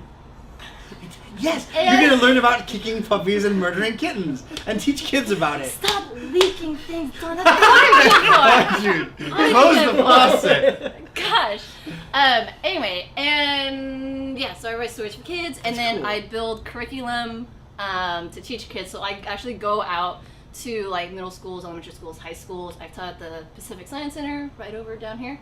I've taught at the University of Washington, taught adults. So originally I was targeting preschoolers, but I realized high schoolers like this stuff, adults like this stuff, because I try to add in like mature humor, kind of like in Shrek. I was really inspired by Shrek, like because I saw it at an age where my sister was young enough to just be like, Shrek oh is yeah, Shrek is but then I was like, dude, Shrek is a little sarcastic and like dry. I was like, dude, I love this guy. And so I really wanted to incorporate that. And it's like, oh, I have to read my daughter another story. Oh wait, this story's hilarious. Yeah, like And the old so- the Muppet shows where like they have like Carol Burnett on and she's making jokes that my mom's laughing at, but it's puppets, so it's for kids. Yeah. Yeah, that's legit. I've got this dinosaur dad and his son Billy. And in my solar story, the dad's super psyched about solar power. So he's like, yeah, solar power. And Billy's just like, great dad, thank you. And then it's like, kids wouldn't really pick up on that, but if you're an adult and you're just like, oh yeah. Yeah, there's that dynamic. Yeah. Anyway, so right now I'm writing stories, and soon I'm gonna be building some games for it because I teach kids programming, so I make mobile apps and things. And I actually am working on an animated film for my Dynahole characters. And I play music, so I'm gonna add on my music stuff. And like, I really wanted to incorporate all of my own hobbies into this company. And it's really, I'm not closing any of my doors at all. Nice. Unlike some people who just close all the doors. But whatever, but no, no. Make Board your own games choices, for I a don't care. living forever until they die. There's like, That's but there is definitely a view of which you can see this because No, I- your whole goal is making stories. Yeah. And you'll do whatever it takes to make It's those true. stories. It's totally true. No, I'm Whereas totally I feel not- yours is education, Yeah. and you'll do Yeah. whatever to explore education. Yeah. That's incredible. Yeah. No, I mean I make films and games, so I get it. I know, I mean, I've just got my a biggest myopic thing- view of the things I'd like no, to do. see, if I can just be like Everything. self-deprecating a That bit, means like my whole thing is I've never felt creative, and I know that. Are you See, s- yes, are you Austin's serious? face. Like- what you just said is Austin's ridiculous. face. I don't buy it. Yeah, no. The thing is, growing up, I was always like, oh, I can draw this stick figure, but look at this girl who just draw my face. Like, how did she do that? Or like, oh, my friend just. Did it ever occur to you that maybe that girl's face was a stick figure? No, she drew my face. But you tried to do hers, and then she did yours, and she did a great job of yours, but hers was, you did a perfect job of hers. She actually is a stick She figure. has a stick figure. Like your No, friend is no, just no. a stick She's a figure. normal Oh, human so with you're a stick telling me. figure face. So you're telling me my color orange is your color blue, basically. No, Yeah. yeah. It's a psychological property in which we could discuss the sort of like interpretive Okay, well, idea. anyway, no, my point is that Words. I grew up in an environment where I was told that I wasn't good at anything, and anytime I tried something new, I was shot down. Wow. I was told when I got into like computer stuff, don't get into computer stuff because the internet industry and the computers aren't gonna go like anywhere. It's just gonna bust. And this Who was are like you talking to? my mom. And then I'm I not was gonna like, insult your mom on television. And then She I watches was right just- now. Yeah, because my mom's probably I don't know. watching. I don't know. Mom, I'm not gonna insult some girl's mom on the TV. He's not a mom salter. I'm not a mom salter. But yeah, so you know, she knocked down my cooking thing. My computer thing, and then I wanted to be a cook, and she said, no, you have to talk to people. You can't talk to people. And then I wanted to like be a swimmer. No, you can't swim. You're horrible at talking to people, by the way. Whatever. And then so I was just like, no, this sucks. Like I don't feel like I'm good at anything. I can't be creative, and so that was my threshold. But after leaving home, I realized, dude, shit, like no, just like I might not be able to draw a face as good as the girl next to me or whatever, but I can still learn different things and inspire other people to like figure out that thing. Oh, that's great. Thanks, Alex. Alex is telling me my mom's not on the channel. My mom stalks my company though, so I am very like, okay, I shouldn't say something. Do you think you're changing your mom's worldview? A year ago when I decided I was a professional developer, my mom called me to tell me that I had to move back home. And I said, no, actually, I'm a developer now and I'm making money in Seattle. Like, I'm good. Yeah. I have my own place, blah, blah, blah. And she was like, oh, okay. And then I was like walking to the post office or something. And so I was walking and I was just like, actually, when I was 12, 13 years old, you told me not to go into computers. You got anything to say about that? And she was like, I don't remember that. And I was like, no, I remember! I remember. We were making the U-turn right in front of the school. Like, You remember the moment. Yeah, and then she was like, oh, yeah, okay, I guess I said that. And I was like, but I'm a developer now. I work on computers. I build computers. I make software and stuff. So, and she was like, all right, so your sister has like some graduation thing you want to go to it? And I was like, I guess. Oh, Yeah. man. So, I mean, like, you gotta take it with a grain of salt, right? So what you're saying is life is basically the despair of knowing that you spent your entire life trying to reach a goal that you'll never be able to reach. Which is pleasing your mother. No, and just I'm you totally kidding. realize. I'm so joking. No, you realize all that, Yeah. but then you just do it anyway. You do it anyway. Yeah, that's legit. Do it I actually have a completely opposite story. Like my mom was like, you could do literally anything, and every time I failed, I was like, I'm letting my mom down. Oh. I can't do anything. I can't be literally anything. So no, there was a totally opposite thing.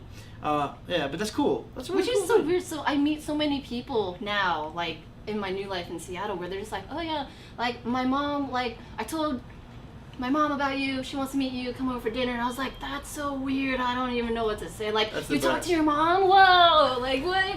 And so it's been very mind-boggling for me to like meet people who have families that are supportive and all that stuff. Not that I'm saying that's bad. That's awesome. And so that's something I've been learning, and so I am incorporating that into my books too. Like, a lot of people have been asking if I'm gonna do like audiobooks. And I mean, I could like maybe do sound effects and stuff, but I don't want the books to read to the kids because I want the parents there to Yeah. read to the kids. So That's legit. yeah. That's really cool. Sort of about your whole creativity thing, I definitely empathize with that a little bit because I had this experience, especially a lot in college, where I didn't think I was very creative at all because I would come up with these ideas and I'd have like this vision for a game and whatnot, and I'd tell people about it, and like I would know everything I did. I was like, oh well, this idea comes from this game I like, and this thing came from this Yeah. experience I had, and I knew how I built the whole thing. So it seemed like I was just making derivative works. But the other person hearing that doesn't have those experiences, and they don't have all those connections. So when they hear it, it sounds really creative. What's better is when you do tell them that, and then they make that connection to one of the work that they've also seen that you're sort of not deriving from, but like riffing on. They feel better about your work. They get it's a little bonus. They like, 'Cause there's a oh, I connection. get that. Yeah, that's people come to me like, it's like space dandy, and I'm like, I have never seen that, but I'm super happy that you connect to a thing that connects to my thing. But sometimes when somebody comes up to me and goes, man, that fucking intro was like the Silverhawks commercial, I'm just like, yeah, You get it. we're Like, yeah, brothers. like, We're brothers. Yeah. We share the same blood. Yeah. Pixel Gatos has got a comment for you, Diana. Oh, Diana. Oh wait, let me put my glasses on. Are you gonna read it and everything? I'm Diana, farsighted I'm leading and an artist's nearsighted. studio. I haven't. I can't see past the camera. You should read out loud for us. Oh, Pixel Gatos. Pixel Cats. I'm leading an artist's studio. I have job for me 5 more people all around the world. We made minis for the main board games companies, and my mother still doesn't believe I have a job. That's something that all of us who have pre-tech mothers suffer. The thing is, my mom was part of a company who was part of the .com like thingy. Like her company was So did trying she to experience get. the burst? I don't know. Like Okay. she, if anything, she was okay. So after my mom told me, don't get into computers like in terms of like a career, she still utilized my like Photoshop like savviness and was like, hey, can you edit these maps for me? And I was like, I guess, because I want to get fed, but like, why There's are no you money in telling that. Wow. Yeah. No, there's no money in Wow. that. Just food. Just Yeah. food. My mom, It's funny that I'd never considered the idea of pre-tech parents or pre-tech moms. My mom is probably older than your mom. I'm not sure. I'm not making any judgments, but she's not an old lady or anything. But I think I have the feeling a little older than you three people, which kind of makes me feel like shit. But it's okay. But my mom actually brought home our first computer and like sat me in front of it and was like, "Something's coming." Like, prepare. No, I wrote my first program when I was 6. Like, and that's because it was in front of me, and it was like there was a TV, which I lived in Detroit. It was kind of shitty television, unless the Canadian Broadcasting was doing something cool. And I had this like magical box that did anything I wanted. Yeah. And that's where I lived my life, and it was definitely because it came from a woman who had, I guess, using this terminology, was a pre-tech parent, right? She just saw something. The idea that like this looks like a thing. It's going to be a big deal. So it's weird that we both have pre-tech moms. Well, see, one the of them thing took is, one tack and the other one took the other. I still haven't figured it out. I try not to think about it too much because I can become an emotional mess, right? Because I'm a girl and, you know, I'm just over here. I think just people can be. Yeah, Sure, I think that's yeah, very I've got big. messy. Okay, Yeah. my mom's brother, so my uncle, is growing up. I always heard that he got a degree in engineering, but he doesn't use his degree at all. He went into computers and does hardware stuff, blah blah blah. He has his own company, blah blah blah. I soon recently realized, he was my role model, obviously. And he was the coolest adult ever. He always came to California from New Jersey to go to the Apple convention, like every single year, and he would bring new technology with him. Like he'd give us his computers and stuff. And so my mom was just like, oh yeah, you should look up to him and like, you know, just like he's successful. And he's so you awesome. did. And so yeah, and so I was just like, that's what I want to do. That's why I want to go into computers. Nice. But she told me not to. But then so also weird. told me to look up to my. I was so confused. Well, and this it's a is good when I thing you was, like, a tween. took the better advice anyway. So. Yeah, you took the better. Yeah. They're both advice from your mom. You took one of them, and it was a better advice. Agreed. Yeah. Follow your dreams, you guys. Do it. Yes. Do it, That's what you please. need to do. My life changed irrevocably. I know yours did as well. When we stopped working, I don't know about yours, but I was an enterprise programmer for 12 years. I lived the dream. I had a 401k. The American dream. I had stock options. I slept under my desk at work. It was the worst. But I was at the head of it. I had authority, and I had a team, and I did all this stuff, and I had a high-priced everything, and it was soulless. I did nothing. The best decision was to go do I was depressed. I had this moment. I'm not getting into the big story, but I felt really shitty because I saw somebody who had less than me looking kind of up. Like I lived actually up in a tower, and I had like a penthouse thingy. I'm looking down, and there's somebody on the street looking up, and he was very much obviously not as well off as I was, and he was just walking down the street, and he looks up, and I'm like looking down. I'm literally looking down on this other human being, and he looks up into I've got an arcade machine, and I've got pillars, and I've got. It's not here. It was much bigger, 14-foot walls of glass and whatever. And I just realized like he would be very happy if he had what I have, and I am not happy at all. So I either must be the worst human being ever, or there's something missing.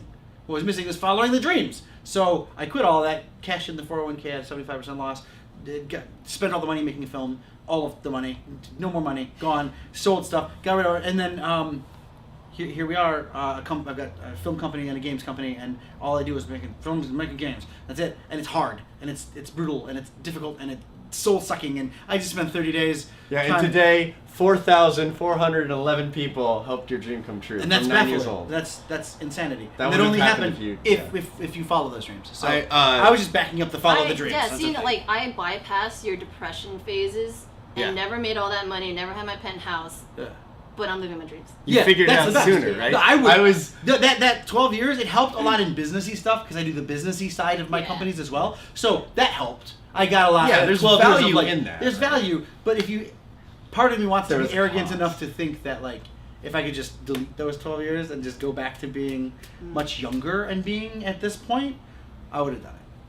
I was. I might have failed more. Oh, absolutely. But I technically failed for 12 years, so go ahead. I was right at that cusp because actually, like, I had made I was working at this job. I was like lead engineer on this team. I was working on games and everything like that. But I was like, I had already made decisions. Like, I'm going to go independent. Like, I'm going to move to a different place. I'm going to start the company. And it was like I was getting ready to like tell them that I was like I'm leaving, and like as I had enough saved up, I had it all set, and like they had given me a raise, and I was dating a very cool girl at the time, and like I sat there at this moment, I was like, I literally like I can choose. Like I've built up this whole career. Yeah. I have created this life, and I can either follow along this path or like drop it all and go independent and try to go this. And I envisioned it. I envisioned what it was like in a year when I get promoted, and then like I'm managing more people and I'm making more money, and then like we release this game, but I'm not really into that, and like how could I get out of this girl? And then I imagine like in 5 years and 10 years, and like I have a house, and like what clothes am I wearing, and like the car I have, and then like I look back on it, and I look back to like here, and I realize that like I had already been looking back to taking this path for like years, and so if I do that, I'll still look back to the same path. And I was like, you know what, we just gotta do it. Yeah. And yeah, it's been the most emotional, intense experience of my life this past year being independent. But yeah, it was the right choice. I think Yeah, after a so- while, though, you'll realize that that's the only way you can live now. Yeah. For me, it's been 6 years. I am Yeah. so poor, but I can't imagine doing anything else. I know, right? Oh my god, high five. So poor. Yes, I got you donuts, absolutely. though. Yeah, Thank you. that's the thing. It doesn't matter how poor you are. There are still Donuts. ways to Yeah, like you have get to. donuts for your buddies, to like back a friend's project, Yeah. to like I don't know, like travel to some like other like state or country or something like that. Like you find ways to do it. I'm luckily I'm a little older and went through. I built companies on these dreams, right? I've got this film company that's doing its thing. It's doing it fairly well. I am not as poor as I was when I got rid of all the stuff. Right. I don't think I'll ever be as rich as I was in money and in material objects as like the head of one of the largest like whatever technology firm. Nope, never. And I don't want it. That's fine. That's not. It gives you a lot of perspective when you have all that and you're still unhappy. You don't care anymore. You don't look at a thing and go, oh, but I need that car. Yeah. No, I had it. It didn't matter. It did nothing to help. The one thing I need is to follow. I need to tell stories, create art. That's what I need. If I don't have that, nothing else matters. It's worthless. And another thing is like I also don't want to shit on that lifestyle because for someone No, that that's the dream. could be It's their just dream. that I have right? discordant dreams to that. We have some questions. I keep seeing them repeated, so I'm gonna just answer. Yeah, them. let's Sorry. go to them. Um, we were talking about dreams. Pixel Gatos, why you choose La Cassette and Arcade High for the game soundtrack? Both are two of my favorite bands. That made me pledge. That's awesome, because they're two of my favorite bands. That's why. No, so we wanted to make... I don't want to... We have intersected with a lot of famous people with Starr Mazer. A lot of very famous people, and it's really great. But if they weren't famous but still did the same work that they did, we'd intersect with them. It just happens to be that work a lot of people like. I mean, we can point out, we have 29 musicians 29 on that now, list. yeah. Not all of them are super famous. No. Some of them are just really awesome. Really good work. Yeah. So that's the thing.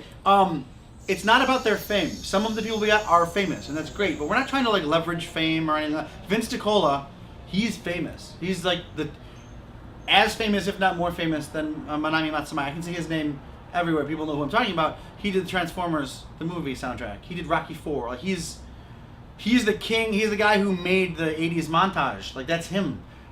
It's because in 1984 I sat in a theater with my mom and watched Transformers the movie. It didn't matter if he did anything beyond that. And he did, and it's all really good. He did Saturday Morning RPG. That's amazing, which we have an announcement about sometime soon. But that was really cool. So we got him. I don't care if he's famous or not famous now. There are Manami plenty of Matsumae other did- famous 80s musicians Billions. that could Yeah. do it. Yeah. But they're not. Manami Matsumae did Mega Man. She wins. If she did Mega Man and nothing else, I don't If care. you've watched a stream for more than 4 seconds, you've seen the Mega Man memorabilia around Mega here. Man. This is the best. So that's about it. So yeah, no, it has nothing to do with their fame or their like. It's what we wanted. We got what we wanted. I know that I talked to Austin about some people I was getting, and he was like, "Well, what about this guy? What?" And we got the ones we wanted. We started with 9, and it became 25. And I we want didn't my just. orchestra to play you guys a song too. We're gonna do it. Yeah. That's gonna happen. We talked about it before the show. It's gotta happen. Okay. I want it to. Whatever- We're gonna. whatever you If do. you're open to it, I don't know if John Robert's watching, but I'm gonna try to get John Robert Max's actual music, hand them to you guys. It's incredible. We've just seen some live performance stuff from it, and it's good. So if we can make it happen, let's make it happen. Bold Big Flank asks, you are behind in questions. When will we get to this one?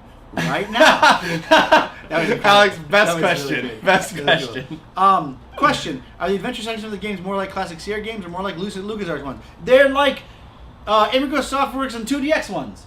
It's a new thing. We're going to do our own thing. They're not more or less like any of them. You might be able to determine what you think is more or less like LucasArts or Sierra or whatever. We're making a hybrid kind of thing. We're making our own version. We're reimagining that trope. We're not making a Sierra game. We're not making... You call a Sierra game because they made their own thing. There wasn't a Sierra game before a Sierra game. We're doing our games. And when you see it, you'll see, oh, okay, I get it. A Sierra game kind of felt like a LucasArts game, but with different stuff. Or a LucasArts game kind of felt like Sierra games with different stuff. It's derivative. We're going to do our own thing. It's going to be a Starr Mazer Light. We were talking yesterday about the Starr Mazer Light. Or was it yesterday? Sorry guys, I'm missing a 48-hour period. You guys haven't seen me on the show for 2 days. Well, maybe you saw me a little bit on Tuesday, because I know he was running around with the camera. But I went and shot a movie for 2 days. So I've not been... Yesterday for me was like 3 days ago. So, yesterday, we were talking a lot about the Starr Mazer Light. The concept of the Starr Mazer Light. Because we're trying to do something that we've not really felt anything. The reason we're doing it is because it doesn't exist. If we wanted to just make like a fucking platform game, why would we want to do that? What's the point of it? Those exist. A billion of them exist. All of them are like way better than any just like basic Mario like. Why would I make a Mario like? Mario exists.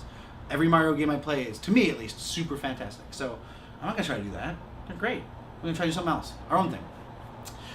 Jim, about the Starr Mazer crossover, are we talking about time travel? Brick and count? Jim, that was a joke. I mean, Brick will encounter himself via different methods that we've talked about on the show a bunch, but that was fan art. A fan, because he was making fun of the fact that, have you been on the internet in the last couple of days? Everybody's freaking out. Destructoid had an article, the title of which was, Starr Mazer has become basically just one big crossover, which was really insulting at first until you get to the end, in which we're like, if anybody could do it, it's Imagos Softworks, and they have all the trust in our team and everything. That's great. But we're just kind of poking fun at the idea that everybody thinks that we've over-crossed over, which is hilarious, considering we've worked out all the cool stories and everything, and we still have a lot of content to write. A lot of content to write. We didn't like fill up the game. So that was kind of a funny thing. Are we just tearing through? Yeah, there's a lot of discussion because the other Skulldug developers in here answering questions about They're that just game. tearing it up. And Awesome. Christina You Steele. hijacked Good. our No, thread. that's cool. We're talking about cool things. Like we three are talking and John's just being quiet and he's telepathically communicating. He's Yes. like, take over the chat. Yes. Now is your time, gentlemen. Take over the chat. I just wanted to point out there that someone quoted you, Diana, as I do whatever the fuck I want, co-founder of Dino Hulk, maker of children's books. Yeah. Thanks, Alex. Absolutely. That's something that I've been trying. Like, I cut my brother off of our company page because he was doing all sorts of like profanity stuff. But you know, I find a balance. Yeah. You know? Yeah. Okay. And have we caught up with the questions? No, one's getting highlighted. Cerberus, I want Harmful Park more, though. Anyone heard of I that? think they talk about shooters like Oh. Machi. Ah, yes, they're talking about the Danmakus and the non-Makus. Well, hell, a genre that is not Starr Starr Mazer. Mazer, no. Question. Tell us about the soundtrack. You nail it with La Cassette and Arcade High. Both of my favorite bands. Oh, this is a... Haha. How did you decide not to... There we go. They're not... Also, I'd like to point out La Cassette and Arcade High are not unknown. At all. At all. At least not in my like group of friends and stuff. Like, Arcade High, I've been following for a long time. We're giving them a heavily vaulted position in our game. We're doing a thing. And they're incredible. I mean, yeah, I don't know why we. But this is a great opportunity if you happen to not know about them. Go look up Arcade High. If you don't know what Arcade High is, they're incredible. I listen to a genre of music. Man, this is the worst.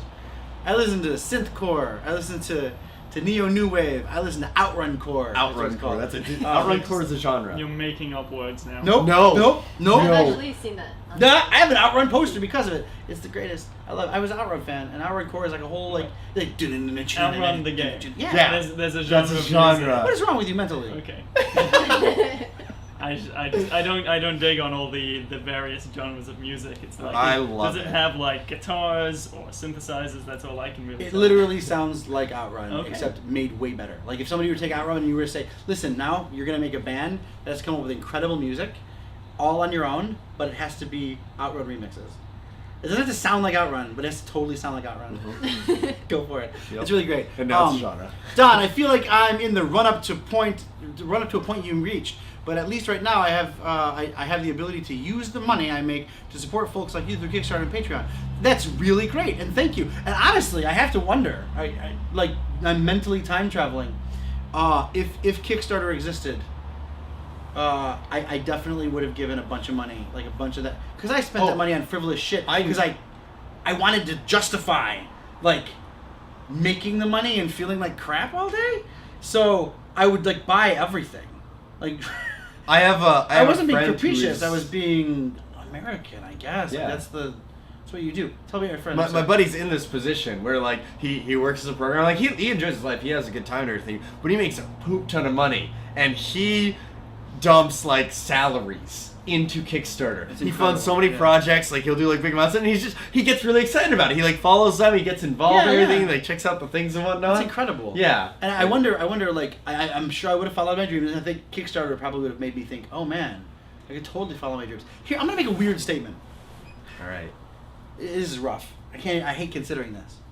The money we just raised on Kickstarter, that money I'm looking at right now, that number, we're all celebrating. We're all gonna work a year. This could be great. This is enough to make us make a game. We're gonna make a game out of this. Awesome. We got publishers talking to us. It's a big deal, huge deal. I made a lot more than that money in a year. Everything's adjusted. Everything's changed. That was years ago, when the money would, had more value, right? It was more.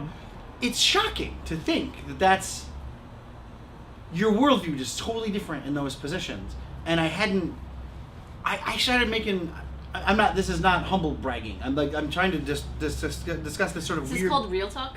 Real talk. There we now. go. Real talk. So, all right. Now it's like, cool. No, there's a gag that we're all tricked. We're all kind of, the TV tricks us a little bit. Like, you gotta do a thing. You gotta live this way. You gotta have that. I never finished college. I didn't need to. I got $90,000 out of college. Like my second year of college, they just hired me, and I was whatever, $90,000. I mean, that's people they go to school 8 years. They work to do this. It was the .coms were going crazy. They got crazy money. It's fine. Do it. And I had no perspective. Everything. And I'm doing the thing everyone's saying you're supposed to do. And you get to this weird place where that money doesn't, like, they say in the United States, you need if you get to $75,000. You've reached maximum income for happiness. Anything beyond that and that's per year. Anything beyond that, the money doesn't help. It can even cause problems at a certain point. But at 75, I don't know where they drive this, but them studies, right? Some studies, $75,000, which is like, what is it? A little under half what we're looking for, right? That's enough to cause you to be like, the money thing is covered. You have no concern. That's for a family. Like of that income. I don't know where that number comes from, and I don't know that it's the idea that stat exists. Like, to be happy, you require number. Like, that's bafflingly wrong. Like, to be happy, how come people in other countries that make a lot less money, or they're 10,000? I was in India, 2007. I brought I'm so stupid. I went there with business. I brought $2,500 a week to spend because I was traveling. And if you travel to Paris, there's lots of money. And I was making lots of money. I brought $2,500. I went to get it changed. And this is not a joke. We landed in the airport, and I was going to get my $2,500. If I went to fucking London and gave them $2,500, they give me 3 bills and like a fuck you. They gave me a bag of money. They gave me a fucking, like, a sack. A literal sack. I am not shitting you. They gave me a sack of money. I walked through the airport with, like, Santa Claus. With a sack of money. And that's perspective. It shows you, and everyone I worked around, some of these people, when they went home to a village. Like, they had one source of running water. They'd come in and do programming, and then they'd go home, to a village with one source of running water, and they were all so happy. They all had great lives. Everybody's living a nice life. Why do you need $75,000 a year to be happy? I was at a talk. Some HR dude was talking. It was just like at the cusp of when I became a developer, and so he was basically like, "All right, when you go into interviews and you're negotiating whatever your salary, just give a number. Just say you want 75 or you want 100, whatever. Just say it." And so I raised my hand. I was like, "Well, how do you know what your number is?" And he was like, "What? You have to know your number." And I was like, "Well, I'm actually pretty happy with like 10K. Like, I don't even know. Like, I have no perspective over like how much money, because I've never had that much. Like, how do I know what justifies like my work and whatever?" And he was like, "Oh, Diana, you're so funny. All right, like, nah, this girl just making jokes all the time." I was like, "No, seriously. Like, if I have 10." I am happy. Like, how do I see? And they just didn't believe me. And they were just like, no, you have to have 75. Yeah. The world has changed a great deal. I think there was a time when, like, there was an expectation of what, like, life was. At least in Western culture. I'm going to say specifically the United States. This is, what's the funny stat we always say? Like, two people, like a man and a woman. That's important. White man and white woman. Cisgender. Cisgender man and woman. House with a white picket fence. Like a dog named Spot and It has to be named 2.5 Spot. kids. Like that's the joking thing. 2.5. Because that's what the stats actually work out to. Yeah. 2.5 kids. That isn't. That's like, even if you have that and you love it, that's great. If that's what you want in your life, perfect. Then you've achieved what you want, and there's nothing against that. But that's not what Earth looks like. Like the planet we live on. Like the United States is a minority. We're a giant. We have guns and nukes and money, but just populace-wise. Like, we three on this table, or in this chair, those two, they win just on the planet. The white folk, we all have blonde hair. I white want to point dudes. out, Cyber Akumas said that 10K salary would be below minimum wage. It is It below is. minimum wage. But I'm happy doing what I do. I get to talk with these guys, right? Like, Yeah. whatever. It's like, perspective is, like, the thing, right? Yeah. Yeah. Yeah, it's all perspective. Yeah, exactly. It is below minimum wage. There's that weird line. Well, but minimum wage, though. What's the minimum wage you need to follow your dreams? That's the minimum wage. Yeah. Like, using minimum wage instead of a bar. I don't want to get into politics or whatever. But I'm just trying to point out, like, we have a weird idea, and I think that idea was, I don't know, it was probably, I have this weird idea that people don't, we don't have it in us normally, like, as a general populace, to, like, hate everything and ruin stuff. Some people do. It's built in. But, I think that we probably came to that idea of, like, what you want and require for good life with the idea that it was good and it would help everybody, but it didn't have, like, worldly perspective. You couldn't. I told Austin about this. I mentioned this on one of the shows. One of, like, the most world-changing moments for me was playing Mario Kart 7 on the shitter with a guy in Japan. Like, oh, we're in the future now. I'm pooping and I'm playing a fucking video game with a dude in Japan who's probably pooping right now. Like, we're playing. That's 50% chance. yeah. So that's a different world than our parents grew up in. Completely. That's a different world than any other human being has grown up in. You can go generations. You can see 5 generations of one family living in one place doing the same thing. That doesn't exist anymore. It can't exist. I know what's happening on the other side of the planet all the time. That's never, ever happened. You normally had an organizing body, a government, or some telling you what is going on outside of your state, let alone your country, let alone your whatever. We live in a totally different universe, and the perspective has to be that as opposed to whatever. What makes people happy it should be individual, should not have a metering, a centralized organizing body. I also want to point out, though, like, you have to be smart about it, obviously. Make enough so that you can at least support yourself. Yeah. Like, food, okay, roof, okay, whatever. But then everything after that, that's where more perspective comes. Like, just the things that isn't necessary, but you do need, like, I can live off of being minimum wage, whatever. Like, that's how much money I make because I just do random gigs all the time. But I take care of, like, all the things that I need to. If I had debt, which I've never had, like, I would pay all my debt first before I go off and do just, like, living paycheck to paycheck. Sure. Yeah, so She's be smarter smart. than I am. Yeah, you gotta be smart about it. Sorry, I'm gonna take questions because Yeah, we'll let's skip go. through So questions. actually, before we do that, Cerberus gave us a picture of fan art. Okay, that let's he show wants the us to fan show art. off the stream. Oh my lord, check that out.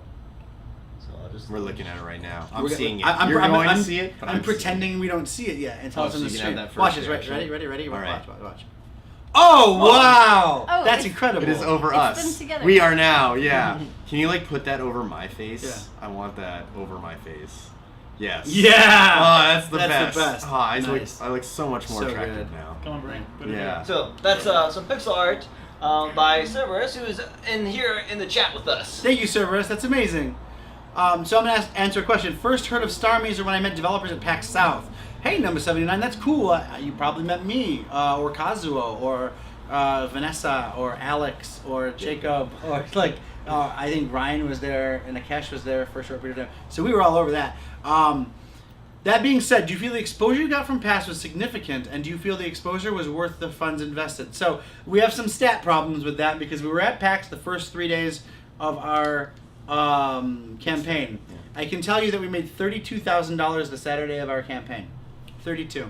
I can tell you that I watched personally every 10 or so minutes at least 2 people back by scanning a QR code we had at our booth. I know that I also didn't invest much in going. 2DX was showing their game Sports Ball and gave us a corner of their booth. So we didn't have to get the booth. We had to get some stuff printed out, but we're using those things. They're here now. Yes, the answer is yes. I saw a bunch of people enjoy it. I saw a bunch of people get excited. I learned a lot about how people interpreted the game. So absolutely, it was totally worth it. I think it was definitely worth it. And I think that going to PAX East is going to be worth it. I think going to GDC is going to definitely... I have to go to GDC because there are people who want to potentially partner with us for specific consoles and stuff. So that's worth it. So see, this is Don's story. You partner with someone who's already going there, Yeah. and then it will be worth the cost. Yeah, I mean, just so I'm not paying to go to GDC. I haven't paid to go to PAX for 6 years. Why would I? I provide value. Right? I'm going to GDC with somebody who wants to talk to us. They said, we would like to meet up with you at GDC. I'm like, cool, you're going to bring me to GDC then. Now we're going to GDC. So Starr Mazer will get benefit from that. And it totally works. I'm not just like saying, give me a thing. These are giant companies who want to potentially make money from Starr Mazer through some sort of publishing deal or something. So yeah, it benefits them to potentially meet up with me at GDC. So for example, 2DX was able to go to Indiecade because Nintendo brought us with them. Exactly. And we were able to do that because we met them. They loved our game, and we ended up being one of the largest contributors to their tent. We brought in a large crowd. So it sounds like you might be coming from the perspective of a developer. You are making cool things. You have value. Yeah. And there are larger companies than you, especially if you're independent, that it's not as big of a deal for them to support something like that. So definitely, you can do it. You can grind hard, and you can invest and pay for your own way, which we've done at 2DX. But if there are other opportunities, which makes it so you can take those funds and then invest into making the game better or getting further outreach, then take advantage of that. Make cool things, and Correct. people will respect that. People will help you out with that. Don't undervalue yourself. That's really important. I had a meeting recently with somebody who I'd worked with. Ooh, I get the John Guilford. And I'd worked with this guy before, and the meeting was about how his work was being he was dismissing his own work. He was saying, well, I would really like somebody to use my work in a thing, so I'm offering it to people, and I'm trying to see if they'll use it. And he wouldn't. Are you guys obsessed with that? It's just interesting. You're then seeing down there that I'm Yeah. looking at you guys, and you're looking away. I'm interested that's in hearing about definitely- this story. He was trying to get his work used in a large product, and he does great work. And the meeting was basically about what should I do? How do I get it so that they use my work?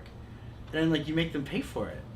That's how you get it so they use your work. He's like, well, what if they don't want to pay? I'm like, then they don't value your work. That's super important. They don't have to pay everything. They don't have to pay. They don't have to buy you cars, but they should give you value for your work. You're an artist. That's actual hard work that goes into it. So yeah, I think if somebody wants to say meet you at PAX or something, and it would be valuable for them, then show me how valuable it would be. Otherwise, it's not actually that valuable, and it's a waste of both of our time. That makes sense, right? I see a bunch of questions that we skipped by. Some of them were important, so let's scroll back up. We're gonna Sorry, find guys. them question. I see a question. Yeah, so go up to let's do it in order, because that's... Here's where we were last. Oh, you just scrolled a bunch. What's happening?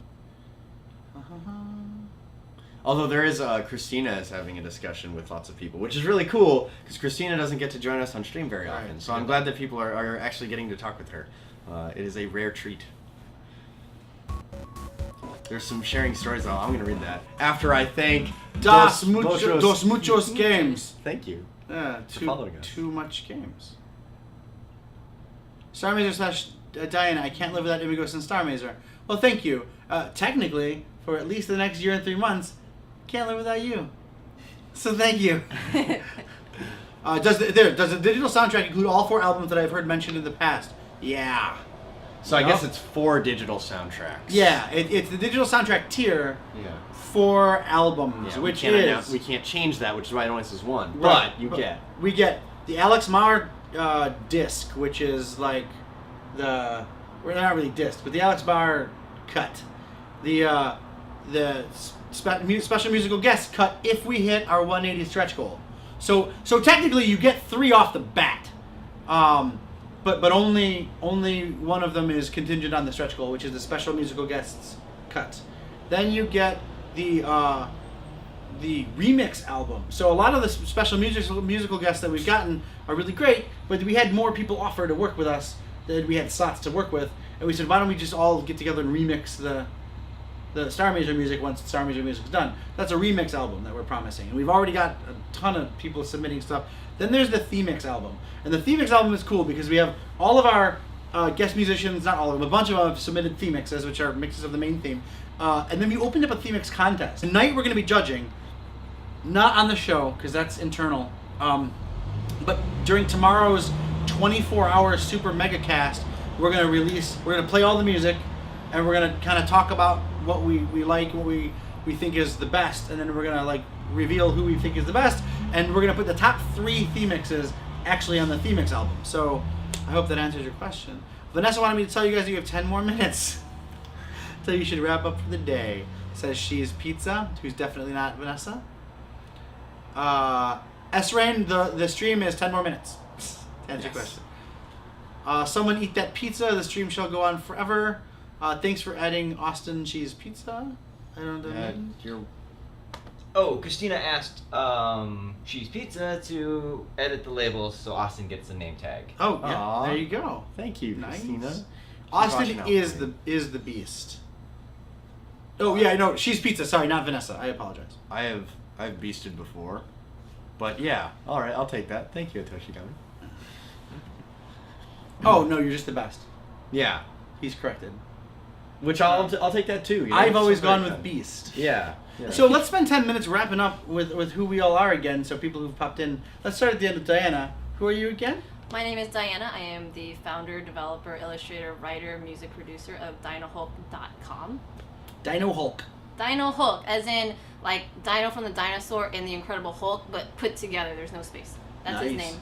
DinoHulk.com. She also left out a couple of titles, but you know, you're You know, kind I of short. used it. Dreamer, doer, thinker, creator, educator. Yeah? Dream followist. Dream followist. Lead dream followist? No. I No. dream follow- I mean, like that can be misconstrued a lot. So like, I, those kinds of things. I was going with Phantasmagorist for a long time. That's my title, because it is my title. It's my actual title. But like director of game, whatever. Fine, Phantasmagorist, right? You know, when so people, I usually don't bring business cards to places because I'm like, whatever, I'll give you a sticker. Yeah. I know some places you can't give stickers though, so my business cards will be my characters, and it'll just have their like titles in like the world. And I'll be so That's the awesome. best. yeah. That's cool. Phantasmagorist doesn't work because it's always, oh, what? It's just like, dreamer, weaver of dreams, creator of fantasy stories. Dictionary. It should have like a link to like the dictionary. Well, no. It says Phantasmagorist, and then it's always polite to look at the back. On the back, you have a definition of Phantasmagorist. Phantasmagorist. Yeah. That sounds really cool, or like super like hipster Pretentious. chic, Yeah. you know? It could It's totally on, be taken the wrong way. like 80-pound weight card Yeah. with eggshell, and it's like Phantasmagorist. Yeah. What And do you do? It's like ivory, right? With that off, right? Like Yeah. look at the color. Oh, Yeah. the Color of this embossment. Yeah. Uh-huh. Yeah. And you, sir? I'm John Gill, co-designer of Skulldug, the pulp adventure board game. You can find out more at skulldug.com. Sign up for our mailing list or our Thunderclap. Thunderclap. Sign up for the Thunderclap. Yeah. Join us. Be a, what are we called? Where were we? You're a thunderous supporter. Thunderous Yeah. supporter. You Yeah. should be a thunderous supporter along with us. It's like if Thor joined your social media Yeah, network. It's totally. It's rad. People should Yeah. do that. Yeah. Skulldug.com. Skulldug.com. Skulldug.com. Skulldug.com. I was gonna like add to it and I just ruined it. You were like skulldug.com perfectly, and I was gonna be like skulldug.com, but instead I said skull.gud. But you got it right that time. I So did. when we edited it down into Well, we don't edit it. He doesn't edit it. What? He doesn't edit. I are asked there, him are there to. people?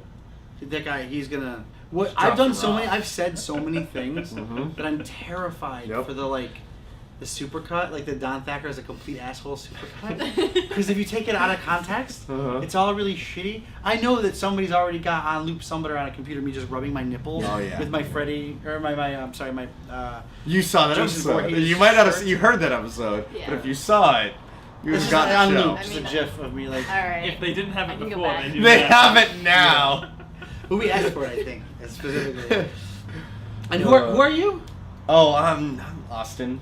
Austin bro. James Montville. I can't do Austin it. James Montville. I actually can't do the pronunciation. Yes, what? Actually, can you lower your voice 2 registers and say his name? Do it. Austin James Montville. Oh yeah. Austin James. All right, I get it now.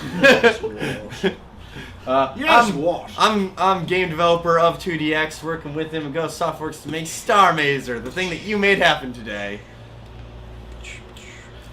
I'm John Thacker, director of Starr Mazer. I have at my right Kazuo Maeda, our social engine showrunner. You should pop in. Has nobody wanted to toasty this whole show? Oh, I've been working. I'm busy at work getting all of your theme mixes and fan arts in order so we can view them tomorrow and show them off. Yeah. Cool. So that's us.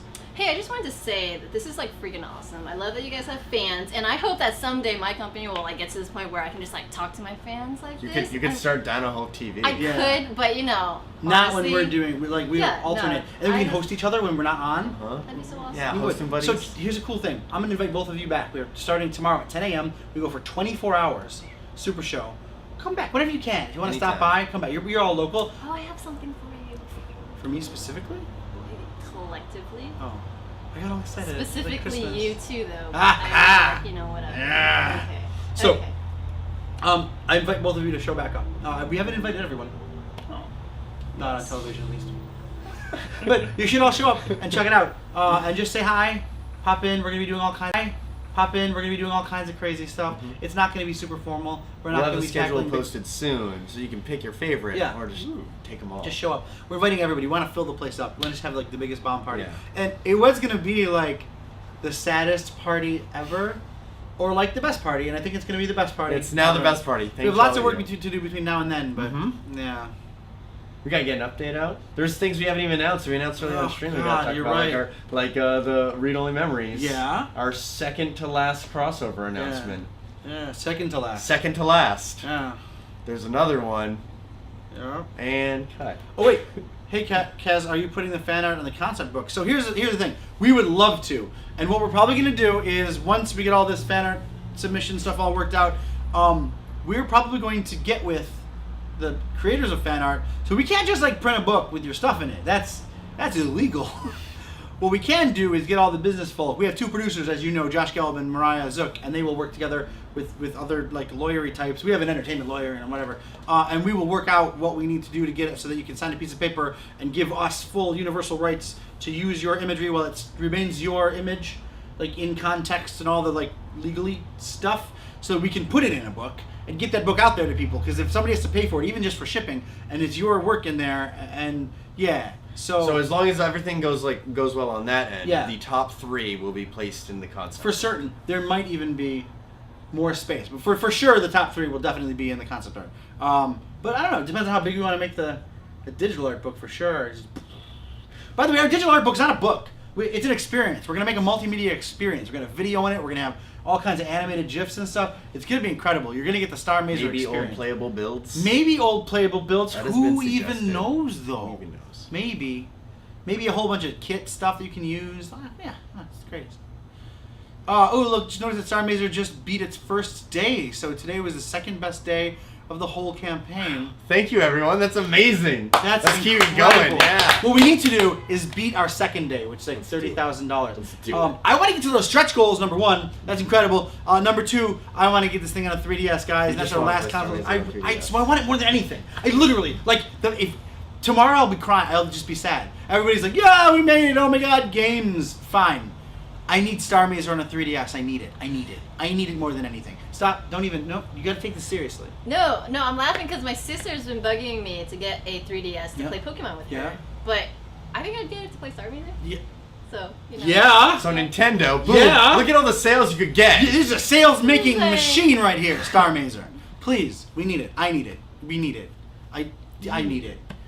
You guys don't even understand. Like, I work so hard that I don't actually play my 3DS like during the day. I play it in the background, and then also when I go to bed, I spend like my brain is going like a billion, and I like play a game to kind of like focus, and I want to give that to people with Starr Mazer. Like I'm gonna do some puzzles, I'm gonna play some cool shmups, I'm gonna get action, or play it on the bus when I was taking the bus to work. Play an episode. Oh, Starr Mazer on the 3DS is like the worst. We need it. Tell everyone.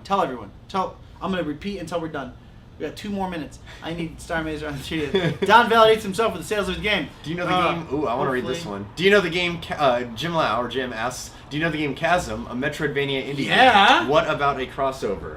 So I know of the game. Yeah. It's gorgeous. It's inspired by Castlevania. It's great. Yeah. It doesn't seem, from my initial understanding of the storyline, it doesn't seem to coincide very well with Starr Mazer. Correct. I'd like to point something out. Christina's telling a fun story.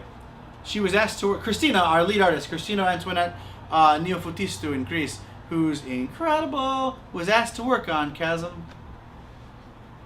She's making Starr Mazer instead. Yeah, it's the great stuff.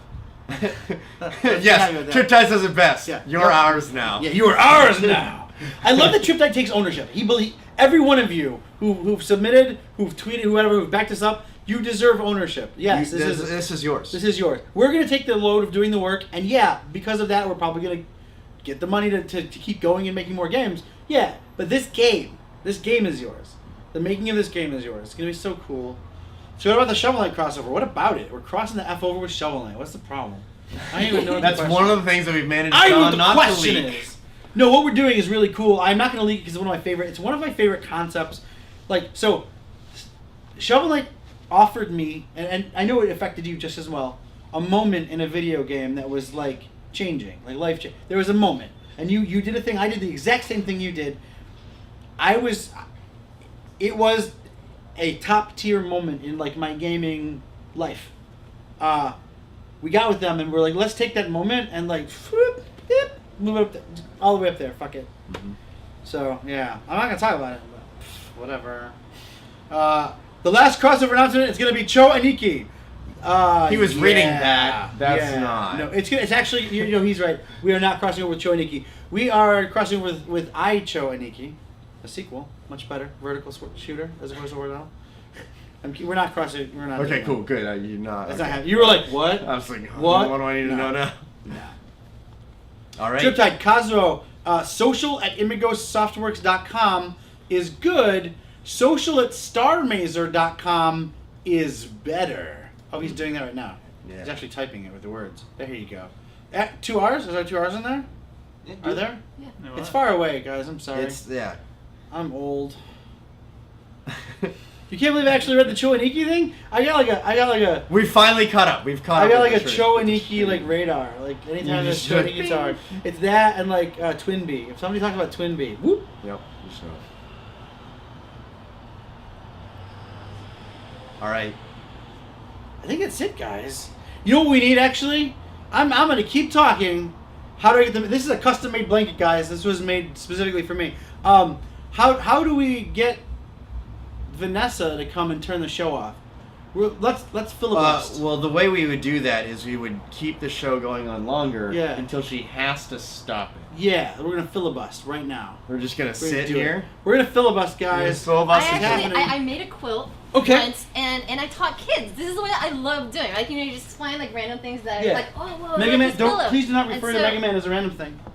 Well, sorry, I picked up a random thing. I saw that now. And then I was just like, cool Mega Man blankets and stuff. Shouldn't And then got you them. realize I can make that. Yeah. And then you just do it, and then you teach kids, and it's like, oh, I love doing this stuff. Yeah, that's the thing. That you can just realize you can just make things. Just make anything you want, like games or Yeah. movies. Those are kind You of can things do we it if you want to. Oh no. Hi guys! It's like it's time for us to end the show. Ugh. Thanks for reminding me by talking about it on the stream, which I got like 20 seconds later. we filibustered for 20 seconds. Yeah, 20 seconds. We We were held able- strong. We did. And we Best got we what you could. wanted. Until- Success. Until the shredder shirt appeared.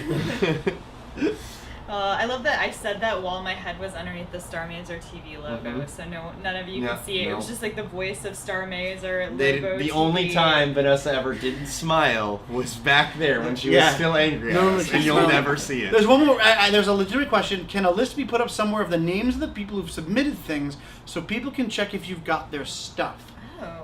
I don't know. I'll leave that for these two to work out. But that's a legitimate question I wanted them to bring up. 20-second filibuster was great. I'm still doing it now. I'm kind of like, I'm diverting attention. So Okay, so we should end the thing today, but please check us out tomorrow at 10 a.m. That's Friday, 10 a.m. That's the start of our 24-hour show, Pacific Standard 24, Time. that's 2 + 4, and we're going to die, but it's great. We're gonna We made die. a goal. It's gonna more be than that. insane. It's the best. We need to get the 3DS, guys. 3DS. But 3DS Day. But our 3DS numbers Day. are going strong, so it's really exciting. So we just got to keep it up, and we'll get the music thing unlocked. So that's the 180, and we just got to keep going, and keep pushing, and keep tweeting, keep telling your friends and family and followers and blogists and. I just put out a giant word to a bunch of Twitchers who've been in contact with me. If you guys know of any Twitch streamers who would like to host us during the 24-hour stream, please. Godless Recidivite. Thank you for following. Please let us know. That'd be awesome. But until then, we are just gonna go and work a bunch and get ready for that show. We're actually going to be on a show. Oh, you guys are gonna be on a show. Yeah. Austin and I are going to be in a show in 20 minutes. Yes. Which What is why the I'm show? ending this. What is the show? I don't know. It's on the We're so calendar. busy. We're embarrassed. I'm embarrassed. I don't know what the show is. It's a show. Our producer knows what the Our show producer is. knows what the show She is. set it up. And she's gone right now, actually wrapping up the film set that we were shooting on yesterday. We'll be on the show, though, guys. We'll be on that show.